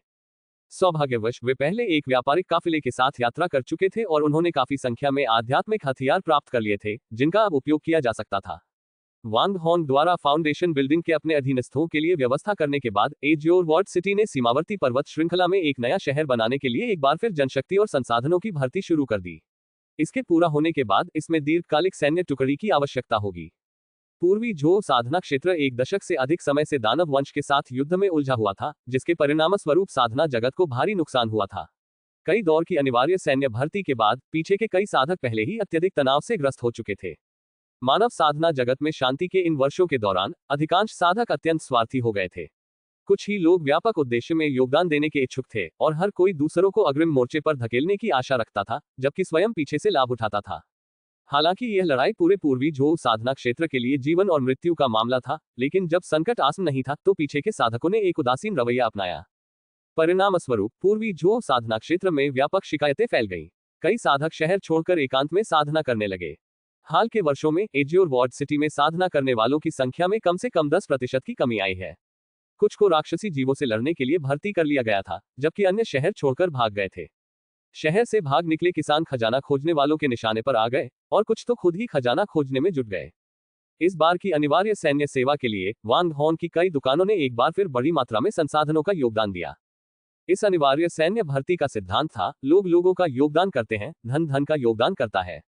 पर्याप्त संसाधनों वाले व्यवसाय अक्सर सामान और सामग्री दान करना पसंद करते थे। इसके विपरीत कुछ कम समृद्ध संगठन केवल अपने सदस्यों को ही भेज सकते थे। इस बार भर्ती दल के साथ कई व्यापारिक काफिले भी शामिल थे। वांग होंग ने भी जूलून के माध्यम से संसाधनों का एक जत्था जल्दी से व्यवस्थित कर लिया था, जिनमें से अधिकांश अमर मार्ग व्यापार कंपनी से खरीदी गई आध्यात्मिक जड़ी बूटियां थीं। इस व्यापारिक काफिले के लिए लुओ झोंगजी ने 10 फाउंडेशन बिल्डिंग कल्टीवेटर और 20 क्यूई कल्टीवेशन स्टेज के अधीनस्थों का नेतृत्व किया और न्यूनतम धूमधाम के साथ प्रस्थान किया। चूंकि वे अतिरिक्त सैनिकों के दूसरे जत्थे के साथ और अन्य व्यापारिक काफिलों के साथ यात्रा कर रहे थे, इसलिए उनकी सुरक्षा पूरी तरह सुनिश्चित थी। लोगों का ये समूह इस कार्य के लिए पर्याप्त होना चाहिए। व्यापारिक वस्तुओं के अलावा वांग होंग ने लुओ झोंगजी से वेन लैन और अन्य लोगों के लिए पर्याप्त मात्रा में कृषि संसाधन लाने को कहा। इस संबंध में मामलों को व्यवस्थित करने के बाद वांग होंग ने लियू चांगशेन के साथ कुछ व्यवस्थाएं की और उनसे आग्रह किया कि वे शहर के बाहर एक आध्यात्मिक भूमि की शीघ्र खोज करें ताकि वहां एक आधार स्थापित किया जा सके जो उनके गुट के विकास के लिए अधिक अनुकूल होगा। जैसे ही लुओ झोंगजी व्यापारिक काफिले के प्रस्थान का नेतृत्व कर रहे थे, 10 टो गठबंधन के 10 प्रबंधक एक साथ एकत्रित हो गए। कुछ दिन पहले हमारे व्यापारिक काफिले के सामान के डिब्बे में अचानक एक खाली जेड स्क्रॉल प्रकट हुआ और हम ये पता नहीं लगा पाए कि यह किसने किया। क्या यह अजीब नहीं है? अरे, आपको भी खाली जेड स्क्रॉल मिला है। हमें भी कुछ ऐसा ही अनुभव हुआ है। हमारे व्यापारिक काफिले में भी एक था। हमारे यहाँ भी ऐसा ही हुआ। उस समय कई व्यापारी परिवार खुद को ऐसी ही परिस्थितियों में पा रहे थे और इसे महज एक संयोग कहकर टाला नहीं जा सकता था। शेष बचे कुछ परिवारों को इस समस्या का सामना नहीं करना पड़ा था क्योंकि उनके व्यापारिक काफिले हाल ही में शहर से बाहर नहीं गए थे। यदि कोई जेड स्क्रॉल रहस्यमय तरीके से उनके व्यापारिक काफिलों में प्रकट हो सकता है तो यह उनके सामान को बिना किसी निशान के गायब भी कर सकता है। चून की दूसरी पार्टी ने केवल एक जेड स्क्रॉल छोड़ा है, इससे पता चलता है कि वे सीधे संघर्ष के लिए उत्सुक नहीं है। यह एक तरह की चेतावनी है। हमने हाल ही में किसी भी गुट को उकसाया नहीं है। उद्धरण चिन्ह उद्धरण चिन्ह। अंत में मायरी ट्रेजर्स टॉवर के प्रबंधक ने कहा, मेरा सुझाव है कि हम ईस्ट झो ट्रेडिंग हाउस की आगे जांच न करें। मुझे संदेह है कि उनके पीछे कोई गुप्त शक्ति है। दुश्मन अंधेरे में है जबकि हम उजाले में हैं। जब तक हम उनकी पृष्ठभूमि को पूरी तरह से नहीं समझ लेते तब तक हमें जल्दबाजी में कोई कदम नहीं उठाना चाहिए। हालांकि मायरी ट्रेजर्स टॉवर विशाल था, लेकिन वे अंततः व्यापारी थे और लगातार लड़ाई के लिए उपयुक्त नहीं थे। अगर वे जीत जाते तो सब ठीक होता और उन्हें कुछ फायदे भी मिल सकते थे, लेकिन अगर वे हार जाते और इससे मायरी ट्रेजर्स टावर के कारोबार पर असर पड़ता तो उन्हें सजा भी भुगतनी पड़ती। इसे शेनफ्रेक पर पढ़ें और आपके समर्थन के लिए हार्दिक धन्यवाद। एजोर वार्ड सिटी में सभी आवश्यक व्यवस्थाएं करने के बाद वांग होंग संप्रदाय में लौट आया। उसने अपने द्वारा पहले लिए गए सभी कीमियागरी के कार्यों को पूरा किया और बदले में उसे काफी मात्रा में योगदान अंक प्राप्त हुए। फिर वह स्क्रिप्चर टावर गया और उन सभी योगदान अंकों को औजारों को परिष्कृत करने से संबंधित जेड स्क्रॉल के बदले में दे दिया। वह हेशी घाटी के बाजार में बिताए जाने वाले 2 वर्षों के दौरान औजारों को परिष्कृत करने की कला का अध्ययन करने पर अपना ध्यान केंद्रित करने की योजना बना रहा था। इस उद्देश्य के लिए वह अपने साथ औजारों को परिष्कृत करने की सामग्री की एक बड़ी मात्रा लाया था। इसके अतिरिक्त उसके क्षेत्र में मौजूद कई आध्यात्मिक पौधे भी औजारों को परिष्कृत करने के लिए इस्तेमाल किए जा सकते थे, जिससे ये काम सुविधाजनक हो गया था। देखते ही देखते 3 महीने बीत गए और इसी दिन वांग होंग और गु वेई ने संप्रदाय छोड़ दिया। गु किंगयांग ने वांग होंग को जो जीवन रक्षक वस्तु दी थी वह एक ताबीज निकली। वांग होंग का ताबीज से यह पहला सामना था, इससे पहले उसने केवल इनके बारे में सुना ही था। ऐसा कहा जाता है कि ताबीज का निर्माण गोल्डन कोर स्तर या उससे ऊपर के साधकों द्वारा किया जाता था, जो अपने लाइफबाउंड मैजिकल ट्रेजर की शक्ति के एक हिस्से को कागज के कई टुकड़ों पर सील कर देते थे। प्रत्येक ताबीज मूल लाइफबाउंड मैजिकल ट्रेजर की शक्ति का लगभग 10वां हिस्सा प्राप्त कर सकता है। क्योंकि लाइफबाउंड मैजिकल ट्रेजर्स की शक्ति अलग अलग होती थी, इसलिए उनसे बनाए गए ताबीजों की शक्ति भी भिन्न होती थी। यहां तक कि सबसे कमजोर ताबीज भी, जिसमें जादुई हथियार की शक्ति का 10वां हिस्सा होता है, साधारण आध्यात्मिक हथियारों से कहीं बेहतर होता है। तावीजों की एक उल्लेखनीय विशेषता ये थी कि इनका उपयोग साधक के साधना स्तर की परवाह किए बिना किया जा सकता था। यहां तक कि ची साधना करने वाले भी इन्हें सक्रिय और उपयोग कर सकते थे। जादुई हथियारों के विपरीत, जिन्हें चलाने के लिए साधक को गोल्डन कोर स्तर या उससे ऊपर के स्तर पर होना आवश्यक था। एक लाइफबाउंड मैजिकल ट्रेजर का उपयोग 3 से 5 ताबीज बनाने के लिए किया जा सकता है, लेकिन एक बार ताबीज बन जाने के बाद मूल लाइफबाउंड मैजिकल ट्रेजर की शक्ति समाप्त हो जाएगी, जिससे वह बेकार हो जाएगा। चूंकि जीवनबद्ध जादुई खजाने साधकों से घनिष्ठ रूप से जुड़े होते थे, इसलिए बहुत कम उच्च स्तरीय साधक स्वेच्छा से अपने जीवनबद्ध जादुई खजानों को ताबीज में बदल देते थे, जब तक कि यह अंतिम उपाय न हो। गु किंगयांग द्वारा दिए गए ताबीज पर एक छोटा काला चाकू बना हुआ था। वांग होंग ने अनुमान लगाया कि यह काला चाकू किसी जादुई हथियार का मूल रूप था।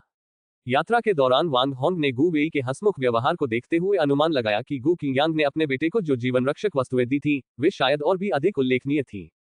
संप्रदाय छोड़ने के बाद वे दोनों अपने अपने उड़ने वाले यंत्रों पर सवार होकर उड़ने लगे। गु वेई उत्सुकता से चारों ओर देखने लगा, मानो वह हर चीज से मोहित हो गया हो।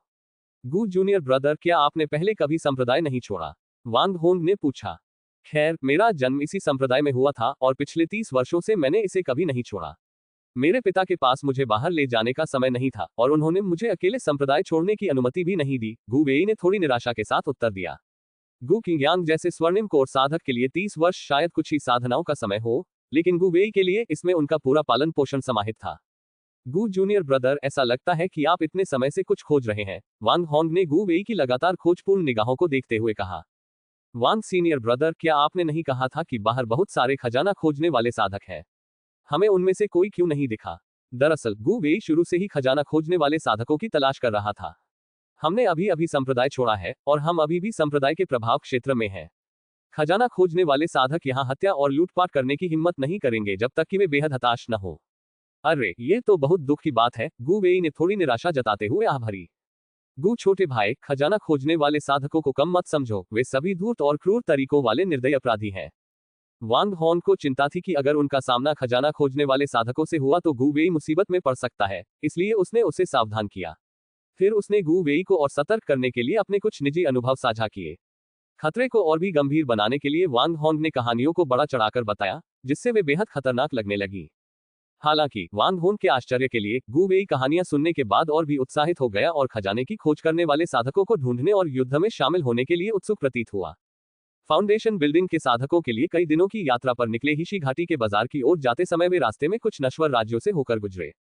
वांग सीनियर ब्रदर, ये किस प्रकार का राक्षसी जानवर है जो स्वेच्छा से मनुष्यों की सेवा कर रहा है? गु वेई ने नीचे के दृश्य की ओर इशारा करते हुए पूछा। वांग हॉन्ग ने उस दिशा में देखा जिधर गु वेई इशारा कर रहा था और उसे अपनी हंसी रोकनी पड़ी। यह कोई राक्षसी जानवर नहीं है, यह एक प्रकार का पालतू जानवर है जिसे गाय कहते हैं। मनुष्य इनका उपयोग खेत जोतने, गाड़ी खींचने और मरने के बाद इनका मांस खाने के लिए भी करते हैं। उसी समय खेत में एक गाय हल खींचती हुई मेहनत करती हुई दिखाई दी, जबकि उसके पीछे एक किसान चिल्ला रहा था और कभी कभी उसे बांस की छड़ी से मार रहा था। तो ये है वो पौराणिक गाय, मैंने इनके बारे में किताबों में पढ़ा था। उनकी यात्रा के दौरान कई बार ऐसे ही दृश्य देखने को मिले। गु वेई ने एक नश्वर शहर में किसी को शक्तिवर्धक गोलियां बेचते हुए देखा और सस्ते दाम में एक बड़ी बोतल खरीद ली। वे दोनों धीमी गति से अपनी यात्रा जारी रखते रहे और वांग हॉन्ग को कोई जल्दी नहीं थी। वह जानता था कि इस मिशन का मुख्य उद्देश्य गु वेई को दुनिया के सामने बेनकाब करना था। 3 दिन बाद वे एक घाटी में पहुंचे और अचानक उनके आगे और पीछे 4 नींव निर्माण साधक प्रकट हुए। उनमें से एक नींव निर्माण के मध्य चरण में था, जबकि अन्य 3 प्रारंभिक चरणों में थे। उन सभी ने भयावह मुखौटे पहन रखे थे जो स्पष्ट रूप से बुरे इरादों को दर्शाते थे। अरे, क्या तुम खजाना ढूंढने वाले साधक हो? गु वेई अचानक सतर्क हो गया और जोर से पूछा। बकवास बंद करो, अगर तुम अपनी भलाई चाहते हो तो अपने भंडारण थैले हमें सौंप दो, शायद तब हम तुम्हारी जान बख्श देंगे। गु वेई का सवाल सुनकर चारों साधकों ने जोर से धमकी दी। गु वेई को स्पष्ट प्रतिक्रिया मिली और वह रोमांचित हो गया, इतना उत्साहित कि वह अपने तैयार किए गए वाक्य भूल गया। उसने अपने थैले से कई काली वस्तुएं निकाली और उन्हें मध्य चरण के फाउंडेशन बिल्डिंग कल्टीवेटर के नेता की ओर फेंक दिया। बूम! जैसे ही ये काली वस्तुएं खजाना खोज रहे साधक के रक्षात्मक आध्यात्मिक हथियार के संपर्क में आईं, एक जोरदार विस्फोट हुआ। धूल छंटने के बाद नींव निर्माण के मध्य चरण का साधक गायब हो चुका था और अपने पीछे एक विशाल गड्ढा छोड़ गया था। अन्य 3 खजाना खोजने वाले साधकों ने गु वेई के हमले की क्रूरता को देखकर लड़ाई जारी रखने का कोई इरादा नहीं किया और जल्दी से मुड़कर भाग गए। गु वेई उनका पीछा करना चाहता था, लेकिन वांग हॉन्ग ने उसकी आस्तीन पकड़कर उसे पीछे खींच लिया। गु वेई के आवेगी स्वभाव को देखते हुए कौन जानता था कि अगर वह उनका पीछा करता तो क्या हो सकता था। इससे पहले हुए युद्ध के दौरान वांग हॉन्ग ने हस्तक्षेप नहीं किया था, बल्कि पूरे समय गु वेई की रक्षा की थी। वांग हॉन्ग इन खजाना खोजने वाले साधकों को बहुत महत्व नहीं देता था, लेकिन वह जानता था कि गु वेई लापरवाही करने का जोखिम नहीं उठा सकता। तो खजाने की खोज करने वाले साधक इतने निर्दयी हो सकते हैं? गु वेई ने युद्ध के जोश को महसूस करते हुए कहा। गु जूनियर ब्रदर, वे सबसे कमजोर किस्म के खजाना खोजने वाले साधक थे। आजकल उनमें से अधिकतर 10 या उससे अधिक के समूह में इकट्ठा होते हैं और वे काफी दुर्जय प्रतिद्वंद्वी हो सकते हैं। साथ ही गु जूनियर ब्रदर, आपने पहले जो काले मन के इस्तेमाल किए थे, क्या वे वज्र मन के थे? गु वेई ने एक और काला मन का निकाला और वांग हॉन्ग को दे दिया। क्या आप इसी की बात कर रहे हैं?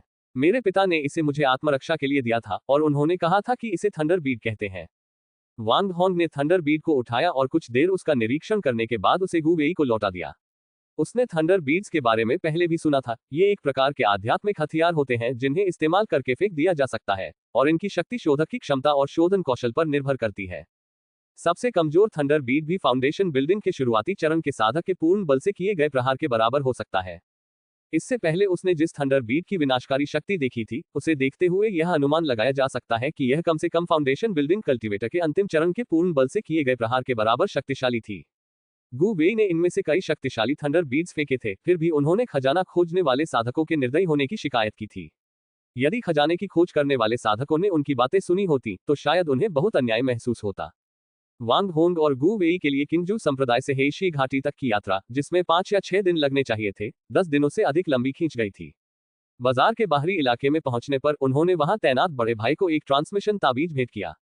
कुछ ही देर में एक लंबा चौड़ा फाउंडेशन बिल्डिंग कल्टीवेटर अपनी उड़ने वाली तलवार पर सवार होकर मार्केट प्लेस से बाहर निकल आया। हा, छोटे भाई, फाउंडेशन बिल्डिंग तक सफलतापूर्वक पहुंचने पर बधाई हो। लंबे कद के साधक ने गु वेई को गले लगाकर बधाई दी और फिर वांग होन की ओर मुड़े। आप ही गुरुजी के 5वें शिष्य हैं, है ना? छोटे भाई वांग होंग, बड़े भाई को मेरा प्रणाम, वांग होंग ने आदरपूर्वक उत्तर दिया। यह उनकी पहली मुलाकात थी और वह विनम्रता दिखाना चाहते थे। मैं तुम्हारा बड़ा भाई लुओ युक्सुआन हूँ। आओ मेरे साथ अंदर चलो। लुओ युक्सुआन की साधना नींव निर्माण के बाद के चरणों तक पहुंच चुकी थी और गु वेई के अनुसार वह 100 से अधिक वर्षों से गु किंगयान के मार्गदर्शन में था। लुओ युक्सुआन वांग होंग और गु वेई को बाजार में ले गया, जहां उसने उनके लिए ऐसी जगहों पर रहने की व्यवस्था की जो आध्यात्मिक ऊर्जा से भरपूर थी। हेशी घाटी में एक मध्यम आकार की आध्यात्मिक नस थी, जिसे कई साल पहले एक स्वर्णिम कोर साधक ने खोजा था और उस पर अपना अधिकार जमा लिया था।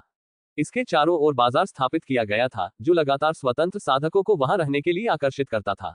ये स्वतंत्र साधक घाटी में साधना करने और रहने के विशेषाधिकार के लिए आध्यात्मिक पत्थरों का भुगतान करते थे और स्वर्णिम कोर साधकों का समर्थन उनकी सुरक्षा सुनिश्चित करता था। कई वर्षों के विकास के बाद हेशी घाटी आसपास के क्षेत्र के स्वतंत्र साधकों के लिए एक मिलन स्थल बन गई थी, जिससे वहां बसने वाले कई साधना कुलों का उदय हुआ। वर्षों के दौरान घाटी के स्वामी कई बार बदल चुके थे। 100 साल से भी अधिक समय पहले गु किंगयांग ने 3 स्तरीय गोलियों की 2 बोतलों का उपयोग करके एक स्वर्णिम कोर साधक से हेशी घाटी का स्वामित्व प्राप्त कर लिया था। एक सदी से अधिक के प्रबंधन के बाद गु किंगयांग ने अंततः अपना निवेश वसूल कर लिया था। हेशी घाटी के बाजार की आय मुख्य रूप से 2 स्रोतों से आती थी, गुफाओं में बने मकानों और दुकानों का किराया, और बाजार की सबसे बड़ी दुकान गु किंगयांग की अपनी दुकान से होने वाली आय। हालांकि पूरे बाजार पर नियंत्रण आकर्षक लग सकता था, लेकिन इन निम्न श्रेणी के स्पिरिट स्टोन से होने वाली आय गोल्डन कोर साधकों के लिए सीमित उपयोगिता की थी। घाटी में कुछ दिन रहने के बाद वांग होन को बाजार की स्थिति का कुछ अंदाजा हो गया था और उसने कुछ ऐसे क्षेत्रों की पहचान भी कर ली थी जिनमें सुधार करके आय बढ़ाई जा सकती थी। हालांकि चूंकि बाजार का प्रबंधन फिलहाल लू युक्सुआन कर रहे थे और वांग होंग यहां अभी नहीं थे, इसलिए वे बिना पूछे अपने विचार थोपना नहीं चाहते थे। इसके अलावा उनके और लू युक्सुआन के बीच अच्छे संबंध नहीं थे और बिना पूछे सुझाव देना शायद उन्हें परेशान कर सकता था। इसलिए वांग होंग ने बाजार में अपना जीवन व्यतीत करना शुरू कर दिया और वहां एक बंद दरवाजे का बोर्ड लगा दिया। शुरुआती दौर में हेशी घाटी के कुछ स्थानीय परिवारों के मुखिया अक्सर उनसे मिलने या उन्हें समारोहों में आमंत्रित करने आते थे। आखिरकार वे गु किंगयांग के क्षेत्र में रहते थे और वांग होंग गु किंगयांग के शिष्य थे, इसलिए उनका स्नेह प्राप्त करना स्वाभाविक ही था। कुछ सभाओं में भाग लेने के बाद वांग होंग ने अपनी साधना पर ध्यान केंद्रित किया, जबकि गु वेई ने लू युक्सुआन को बाजार के भीतर विभिन्न मामलों को संभालने में मदद की और अपनी जिम्मेदारियों का भरपूर आनंद लिया। घाटी में विभिन्न कुलों की कई महिला साधकों ने जानबूझकर या अनजाने में गु वेई के करीब आने के अवसर पैदा किए, हालांकि उनके असली इरादे अस्पष्ट रहे। गु वेई संप्रदाय के भीतर एक शांत स्वभाव का व्यक्ति था और उसका व्यवहार मिलनसार था, इसलिए उसने स्वाभाविक रूप से इन मुलाकातों का स्वागत किया। घाटी के शांत वातावरण में वांग होंग अपने गुफानुमा घर में एकांत में रहकर औजारों को परिष्कृत करने की कला का अभ्यास करते हुए दिन बिताते थे। उसने अपने स्थान से कई एक स्तरीय आध्यात्मिक लकड़ी काटी और जादुई हथियारों के साथ अपना अभ्यास शुरू किया। सबसे पहले उसने स्पिरिट वुड से एक छोटा सा टुकड़ा काटा, स्पिरिट चारकोल को जलाया और स्पिरिट वुड को लौ के ऊपर रख दिया। स्पिरिट वुड में कई घटक होते थे, जिनमें से प्रत्येक को शुद्ध करने के लिए अलग अलग तापमान की आवश्यकता होती थी। स्पिरिट वुड से औजारों को शुद्ध करते समय पहला कदम इस ज्ञान का उपयोग करके अशुद्धियों को दूर करना था, जिससे केवल आवश्यक घटक ही शेष रह जाएं। इसके बाद शिल्पकारी की प्रक्रिया शुरू हुई, जिसमें परिष्कृत सार को एक उपकरण का आकार दिया गया और फिर उस पर आकृतियां उकेरी गईं। वांग होंग की वर्तमान परियोजना जादुई हथियार वाले तीरों को परिष्कृत करना थी।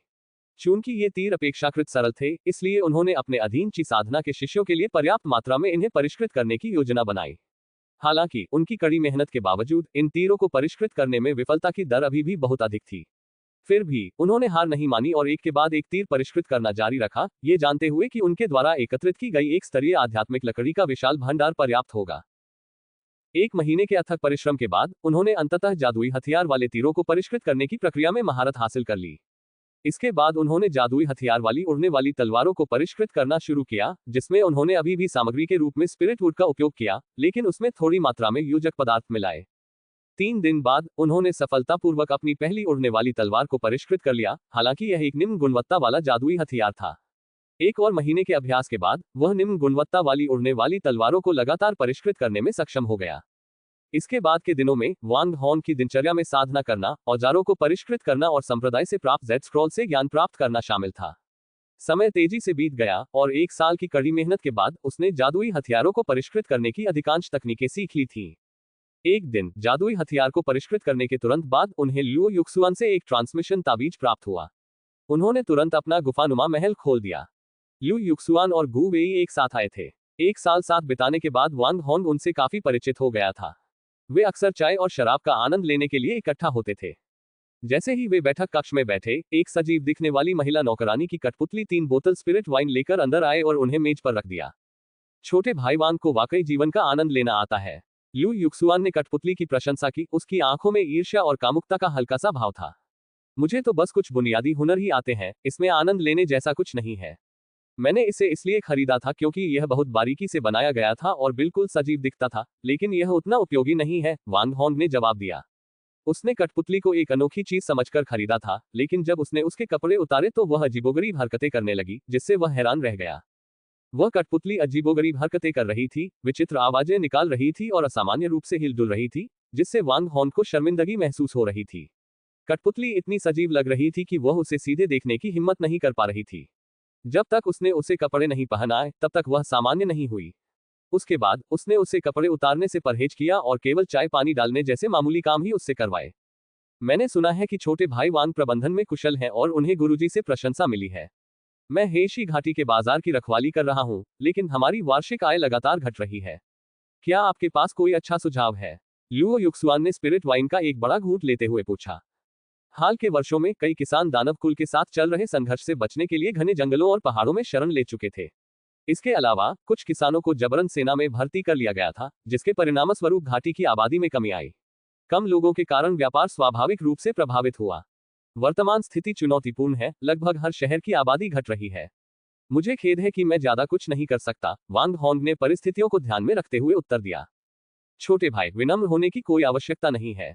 सभी जानते हैं कि आप प्रबंधन में उत्कृष्ट हैं। यदि आपके पास सुधार के लिए कोई विचार या सुझाव है, तो कृपया उन्हें साझा करें। मैं सुनने के लिए तैयार हूं, ल्यू युक्सुआन ने ईमानदारी से कहा। खैर, मेरे पास कोई क्रांतिकारी विचार तो नहीं है, लेकिन काफी सोच विचार करने के बाद मुझे लगता है कि मुख्य बात अधिक से अधिक किसानों को आकर्षित करना है। जनसंख्या ही विकास की नींव है। किसानों की संख्या बढ़ने से बाजार स्वाभाविक रूप से फलेगा फूलेगा और अधिक दुकानें और गुफानुमा घर किराए पर दिए जाएंगे, वांग होंग ने जवाब दिया। लेकिन हम और लोगों को कैसे आकर्षित करें? मैंने पहले भी कई तरीके आजमाए हैं, लेकिन परिणाम नगण्य रहे, ल्यू युक्सुआन ने कहा। उन्होंने पहले भी किसानों को रोकने के लिए किराए में कमी और अन्य उपाय किए थे, लेकिन जिन्हें जाना था वे फिर भी चले गए, जिसके परिणामस्वरूप किराए की आय का नुकसान हुआ। किसानों को यही बनाए रखने के लिए हमें कुछ ऐसा चाहिए जो उन्हें आकर्षित कर सके, जैसे कि लाभ या सुरक्षा। सुरक्षा के लिए हमें बाजार में होने वाले संघर्षों और लड़ाइयों को समाप्त करना होगा ताकि उनकी सुरक्षा सुनिश्चित हो सके। पिछले 1 साल में मैंने देखा है कि कई किसान बाजार में लड़ रहे हैं, और यह विशेष रूप से निचले स्तर के किसानों के लिए हानिकारक है, जिससे सभी असुरक्षित महसूस करते हैं। इसके अलावा हमें बाजार के आसपास लगभग 50 मील के क्षेत्र को सुरक्षित क्षेत्र घोषित करना चाहिए और उस क्षेत्र में खजाना खोजने वालों को खत्म करना या भगा देना चाहिए।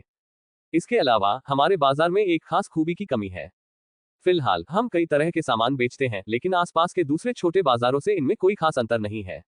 जब आसपास के किसान सामान खरीदते हैं तो उनके पास खास तौर पर हेशी वैली बाजार आने का कोई कारण नहीं होता। हमें अपने उत्पादों में से एक खास श्रेणी चुननी होगी और उसे दूर दूर तक मशहूर बनाना होगा। जब भी आसपास के किसानों को किसी खास चीज की जरूरत हो, तो सबसे पहले उनके दिमाग में हेशी वैली बाजार का ही नाम आना चाहिए। तभी हम अपने कारोबार को सफल मान सकते हैं। हालांकि वांग होंग को प्रबंधन का उतना अनुभव नहीं था, फिर भी उन्होंने कई दुकानों का संचालन किया था। उनका मानना था कि इन 2 पहलुओं पर ध्यान केंद्रित करने से मार्केटप्लेस के कारोबार में काफी सुधार हो सकता है। खजाने की खोज करने वालों को खदेड़ना और लड़ाइयों पर रोक लगाना, ये तो हासिल करना ज्यादा मुश्किल नहीं है। लेकिन हमें किस तरह की आध्यात्मिक वस्तुओं का इस्तेमाल करके फायदा उठाना चाहिए? दुर्भाग्य से कुछ साल बड़े होने के बावजूद मुझे इस बारे में कुछ नहीं पता, ल्यू युक्सुआन ने स्वीकार किया। वरिष्ठ भाई, हमारा किंगशु संप्रदाय औषधि निर्माण में निपुण है। हालांकि 2 स्तरीय औषधियां प्राप्त करना आसान नहीं है, लेकिन 1 स्तरीय औषधियां हमारे पास आसानी से उपलब्ध हैं। जबकि अन्य बाजारों में भी 1 स्तरीय औषधियां उपलब्ध हो सकती हैं, हम उच्च गुणवत्ता और अधिक व्यापक श्रेणी प्रदान कर सकते हैं। इस तरह निम्न स्तर के साधक स्वाभाविक रूप से हमारी ओर आकर्षित होंगे। इसके अलावा यदि वरिष्ठ भाई को औषधियां प्राप्त करने में कठिनाई होती है, तो मेरे अधीन कुछ रसायनज्ञ हैं जिनके पास रसायन शास्त्र का अच्छा ज्ञान है। वे वरिष्ठ भाई को औषधियां उपलब्ध करा सकते हैं, मुख्य रूप से 1 स्तरीय औषधियां और कुछ मध्य स्तरीय और उच्च स्तरीय औषधियां, वांग होंग ने सुझाव दिया, साथ ही अपने व्यवसाय का विस्तार करने की योजना भी बना रहे थे। ल्यू युक्सुआन ये प्रस्ताव सुनकर बहुत प्रसन्न हुई। जहां एक स्तर की निचली गोलियां आम थीं और हर बाजार में उपलब्ध थीं, वहीं मध्य और उच्च स्तर की गोलियां दुर्लभ थीं और अक्सर संप्रदाय के भीतर ही रखी जाती थीं। ये जानकर कि वांग होंग उन्हें प्राप्त कर सकता है, उसे बहुत खुशी हुई। मुझे कभी उम्मीद नहीं थी कि आपका कारोबार इतना मजबूत होगा। मैं यहाँ एक दशक से अधिक समय से प्रबंधक के रूप में काम कर रहा हूँ और आपकी तुलना में मुझे काफी शर्मिंदगी महसूस होती है, लिu युक्सुआन ने कहा। उन्होंने वांग होंग की दुकानों के बारे में सुना तो था, लेकिन उनकी वास्तविक क्षमता का उन्हें अंदाजा नहीं था। उन दोनों ने कुछ विवरणों पर चर्चा की और फिर वांग होंग ने एजियोर वॉर्ड सिटी को भेजने के लिए एक पत्र तैयार किया। चूंकि लुओ झोंगजी अभी भी बाउंड्री माउंटेन रेंज में था और वापस नहीं लौटा था, इसलिए वांग होंग ने लिंग शुआई को गोलियों का एक जत्था लाने का निर्देश दिया। आसपास के खजाना खोजने वालों को खत्म करने की योजना के बारे में सुनकर गुवेई कार्रवाई के लिए बेताब हो गया। पिछले एक साल में अनुभव बढ़ने के बावजूद उसका स्वभाव अपरिवर्तित रहा। अगले कुछ दिनों में लिu युक्सुआन ने बाजार में एक नोटिस जारी किया, जिसमें घोषणा की गई कि हेशी घाटी के बाजार के भीतर और उसके आसपास के 50 मील के दायरे में किसी भी प्रकार की लड़ाई झगड़ा करना सख्त मना है। उन्होंने निरीक्षण के लिए विशेष रूप से कई साधना स्तर के गश्ती दल भी नियुक्त किए। यदि गश्ती दल किसी स्थिति को संभालने में असमर्थ होते तो लिu युक्सुआन और अन्य लोग हस्तक्षेप करते। यदि लिu युक्सुआन भी स्थिति को नहीं संभाल पाते तो वे गु किंगयांग के नाम और किंगशू संप्रदाय की प्रतिष्ठा का सहारा लेते। तीनों मिलकर आसपास के खजाना खोजने वालों को खदेड़ने के लिए निकल पड़े। चूंकि इस क्षेत्र में आने वाले अधिकांश साधक निम्न स्तर के थे, इसलिए स्थानीय खजाना खोजने वालों की ताकत बहुत अधिक नहीं थी। इस प्रकार उनके प्रयासों का परिणाम ये हुआ कि वांग होंग और लिu युक्सुआन ने गु वेई के प्रदर्शन की निगरानी शुरू कर दी। उन्होंने उसे युद्ध कौशल में सुधार के लिए सुझाव भी दिए, विशेष रूप से उसे यह सलाह दी कि वह प्रतिद्वंदी की ताकत की परवाह किए बिना तुरंत थंडर बीड्स या स्पिरिट स्टोन्स का उपयोग करके हमला करने की अपनी प्रवृत्ति को छोड़ दे। महज 1 या 2 महीने के भीतर ही उन्होंने आसपास के सभी खजाना खोजने वालों को खत्म कर दिया। जो बच निकलने में कामयाब रहे, वे इतने डरे हुए थे कि वापस लौटने की हिम्मत नहीं कर पाए और कहीं और किस्मत आजमाने चले गए। हालांकि अपनी जांच के दौरान उन्होंने पाया कि उस क्षेत्र में किसान अभी भी लगातार गायब हो रहे थे। पहले इसका कारण खजाना खोजने वालों की गतिविधियों को माना जाता था, लेकिन ऐसा प्रतीत हुआ कि मामले में कुछ और भी रहस्य छिपा था। लापता व्यक्तियों में से अधिकांश ची साधना के साधक थे, लेकिन 2 फाउंडेशन बिल्डिंग साधना करने वाले भी गायब हो गए थे। उन्होंने साक्षात्कार और पूछताछ की, लेकिन कोई सुराग नहीं मिला। जब वे जांच छोड़ने ही वाले थे, तभी एक अन्य कबीले का मुखिया लापता हो गया। इस कुल के मुखिया अभी ची साधना के अंतिम चरण में ही थे। वे 2 दिन पहले कुछ सामान खरीदने के लिए बाजार गए थे और तब से घर नहीं लौटे थे। इससे प्रेरित होकर उन तीनों ने अपने प्रयासों को फिर से तेज किया और खोज जारी रखी, लेकिन फिर भी उन्हें कोई सुराग नहीं मिला। बड़े भाई, मुझे लगता है कि हम तीनों कुछ ज्यादा ही ध्यान खींच रहे हैं। जब हम जांच के लिए निकलेंगे, तब तक दूसरा पक्ष शायद पहले ही छिप चुका होगा, वांग होंग ने सुझाव दिया, ये समझते हुए कि वर्तमान दृष्टिकोण से कोई परिणाम नहीं निकलेगा। छोटे भाई, आपकी बात सही है, लेकिन हम इसके बारे में क्या कर सकते हैं?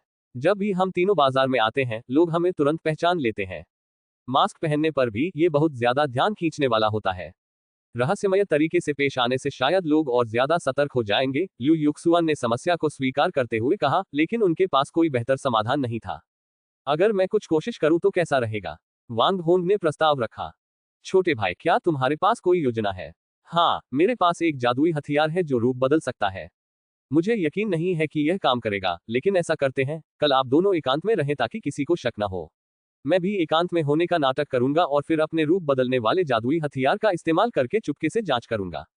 वांग होंग ज्यादा जानकारी प्रकट नहीं करना चाहता था, लेकिन उसने रूप बदलने वाले जादुई हथियार का जिक्र किया। उसने अनुरोध किया कि वे दोनों एकांत में रहें। ठीक है, हम आपके साथ सहयोग करेंगे। बस सावधान रहना, छोटे भाई। अगर आपको कोई खतरा महसूस हो तो तुरंत एक ट्रांसमिशन ताबीज भेज देना, लिu युक्सुआन ने कहा। हालांकि वह अभी भी थोड़ा चिंतित था, क्योंकि वांग होंग का प्रारंभिक साधना स्तर केवल फाउंडेशन बिल्डिंग जैसा प्रतीत होता था। दूसरे दिन एक युवा साधक हेशी घाटी के बाजार में पहुंचा। वह ची साधना के अंतिम चरण में था और उसका चेहरा गोरा और भोला भाला था। बोलते समय वह थोड़ा शर्मीला प्रतीत होता था।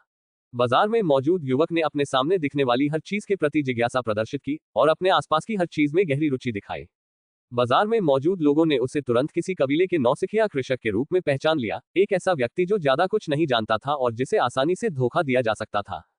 परिणामस्वरूप बाजार में कई व्यापारियों ने उसकी नासमझी का फायदा उठाया और उसे घटिया सामान ऊंची कीमतों पर बेच दिया।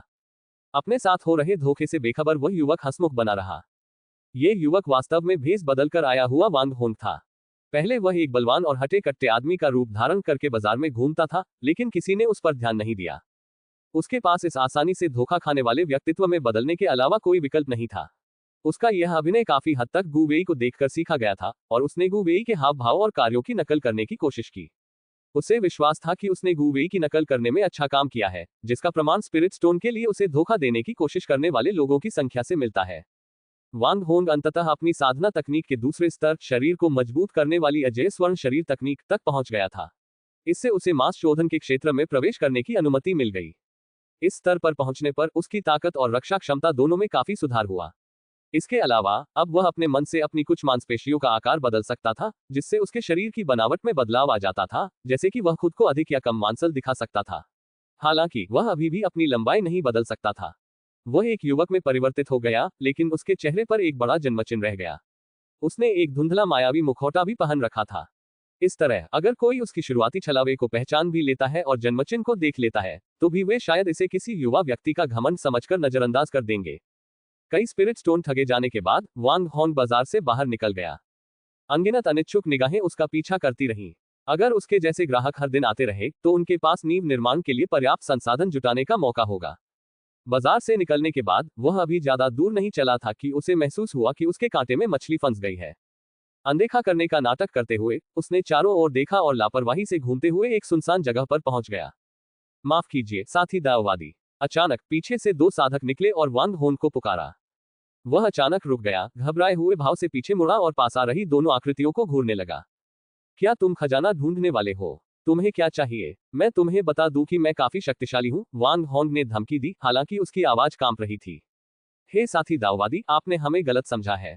हमारा इरादा किसी को नुकसान पहुंचाने का नहीं है। हमारे पूर्वजों से हमें एक अनमोल धरोहर विरासत में मिली है। हम इसे बेचना चाहते हैं, लेकिन हमें डर है कि कहीं कोई बेईमान साधक इस खजाने के लिए हिंसा का सहारा न ले ले। हमें विश्वास है कि आप अच्छे चरित्र के व्यक्ति हैं, इसलिए हम इसे आपको उचित मूल्य पर देना चाहते हैं। दोनों साधकों में से एक ने हानिरहित दिखने की कोशिश करते हुए कहा। क्या ऐसा है? वांग होंग ने संदेह और जिज्ञासा के मिले जुले भाव से जवाब दिया। बिल्कुल, आप बाजार में भी पूछ सकते हैं। हम अपनी ईमानदारी, बड़ों के आदर और छोटों के प्रति दयालुता के लिए जाने जाते हैं। हम कभी किसी को धोखा नहीं देते। दोनों साधकों ने अपने सारे गुण गिना दिए, उन्हें पकड़े जाने की कोई परवाह नहीं थी। अगर वे इस युवक को धोखा नहीं दे पाए, तो वे और भी सख्त कदम उठाने को तैयार थे। सच में, ये किस तरह का खजाना है? मुझे दिखाओ, वांग होंग ने उत्सुकता भरी अभिव्यक्ति प्रदर्शित की। हम इतना कीमती खजाना अपने साथ नहीं ले जाएंगे। अगर साथी दाववादी को इसमें दिलचस्पी है, तो कृपया हमारे साथ खजाने के गुप्त स्थान पर चले, उन दो व्यक्तियों में से एक ने जवाब दिया। उन्हें इस युवक के इतने भोले होने की उम्मीद नहीं थी, लेकिन ऐसा लग रहा था कि उन्होंने उसे आसानी से मना लिया था। दोनों व्यक्ति वांग होंग को एक चोटी की ओर ले गए और चलते चलते वे सौहार्दपूर्ण ढंग से बातें करने लगे। हंसी और दोस्ताना बातचीत से वातावरण गूंज रहा था, जिससे ऐसा लग रहा था मानो वे लंबे समय से मित्र हो। कुछ ही देर में वे चोटी के नीचे छिपी हुई एक पहाड़ी गुफा में पहुंच गए। उनमें से एक व्यक्ति पहले अंदर गया, जबकि दूसरा वांग होंग के पीछे पीछे आया। हे साथी दाववादी, कृपया जल्दी अंदर आइए। हमारी सारी संपत्ति इस पहाड़ी गुफा में छिपी हुई है। अगर किसी को इसका पता चल गया, तो हमारे लिए हालात अच्छे नहीं होंगे, उनमें से एक व्यक्ति ने आग्रह किया। शक से बचने के लिए वांग होंग उनके पीछे गुफा में घुस गया। उसे पूरा भरोसा था कि अंदर कोई गोल्डन कोर कल्टीवेटर नहीं है। अगर होता भी, तो उन्हें इतना गुप्त रहने की जरूरत नहीं पड़ती। अगर कोई गोल्डन कोर कल्टीवेटर आसपास होता, तो पूरा बाजार उनके रहमोकरम पर होता। लिटिल पिंग और कई जहरीली मधुमक्खियों के साथ, उनके पास गोल्डन कोर स्तर से नीचे के कल्टीवेटर से बचने के पर्याप्त साधन थे। वे तीनों पहाड़ की गुफा से होते हुए तब तक चलते रहे जब तक वे एक विशाल हॉल में नहीं पहुंच गए। उसी क्षण 10 से अधिक की साधना करने वाले साधक उनके द्वारा चुने गए रास्ते से निकल आए और उनके पीछे हटने का रास्ता रोक दिया। इसका क्या मतलब है? वांग होंग ने घबरा कर पूछा। मुख्य कलाकार अभी तक मंच पर नहीं आए थे, इसलिए उसे अभिनय जारी रखना था। अचानक उनके सामने बने पत्थर के कक्षों में से एक से फाउंडेशन बिल्डिंग का एक साधक बाहर निकला। वांग होंग ने उसे पहचान लिया। वह क्यू कबीले के एक परिवार का मुखिया था, जिसने पहले बाजार में वांग होंग और गु वेई की मेजबानी की थी। घबराओ मत मेरे युवा मित्र, तुम्हें बस एक रक्त अनुबंध पर हस्ताक्षर करना है और तुम सुरक्षित रूप से निकल पाओगे। अगर तुमने सहयोग नहीं किया, तो तुम्हें कुछ कठिनाइयों का सामना करना पड़ सकता है, क्यू कबीले के मुखिया ने धूर्त मुस्कान के साथ कहा। अगर मैं इस पर हस्ताक्षर कर दूं, तो मुझे क्या करना होगा? वांग होंग ने पूछा। आपको केवल रक्त अनुबंध पर हस्ताक्षर करने की आवश्यकता है, आपको इससे अधिक जानने की आवश्यकता नहीं है, क्यू कबीले के मुखिया ने अधीरता से उत्तर दिया। केवल ची साधना करने वाले एक साधक को उनसे बातचीत करने का कोई अधिकार नहीं था। मैं तुम्हें सोचने के लिए 3 सांसें देता हूं। अगर तुमने इनकार किया तो यही होगा। इतना कहते हुए क्यू कबीले के मुखिया ने अपनी आस्तीन लहराए और पत्थर के एक कक्ष का दरवाजा खोल दिया। वांग होंग ने बगल में देखा तो उसे कक्ष में दर्जनों सूखे हुए मानव शव लटके हुए दिखाई दिए। पुरुष और महिला सभी के शरीर से सारे कपड़े उतार दिए गए थे और उनके आंतरिक अंग निकाल दिए गए थे।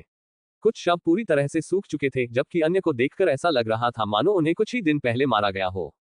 वांग होन को सबसे ज्यादा घृणा इस बात से हुई कि उनसे मसालेदार खाने की बदबू आ रही थी। यह स्पष्ट था कि इन लोगों को किसी व्यंजन में सामग्री के रूप में इस्तेमाल किया गया था। यह दृश्य देखकर वांग होन को तीव्र क्रोध का अनुभव हुआ। क्या तुमने ये सब किया? उसने सख्त स्वर में पूछा।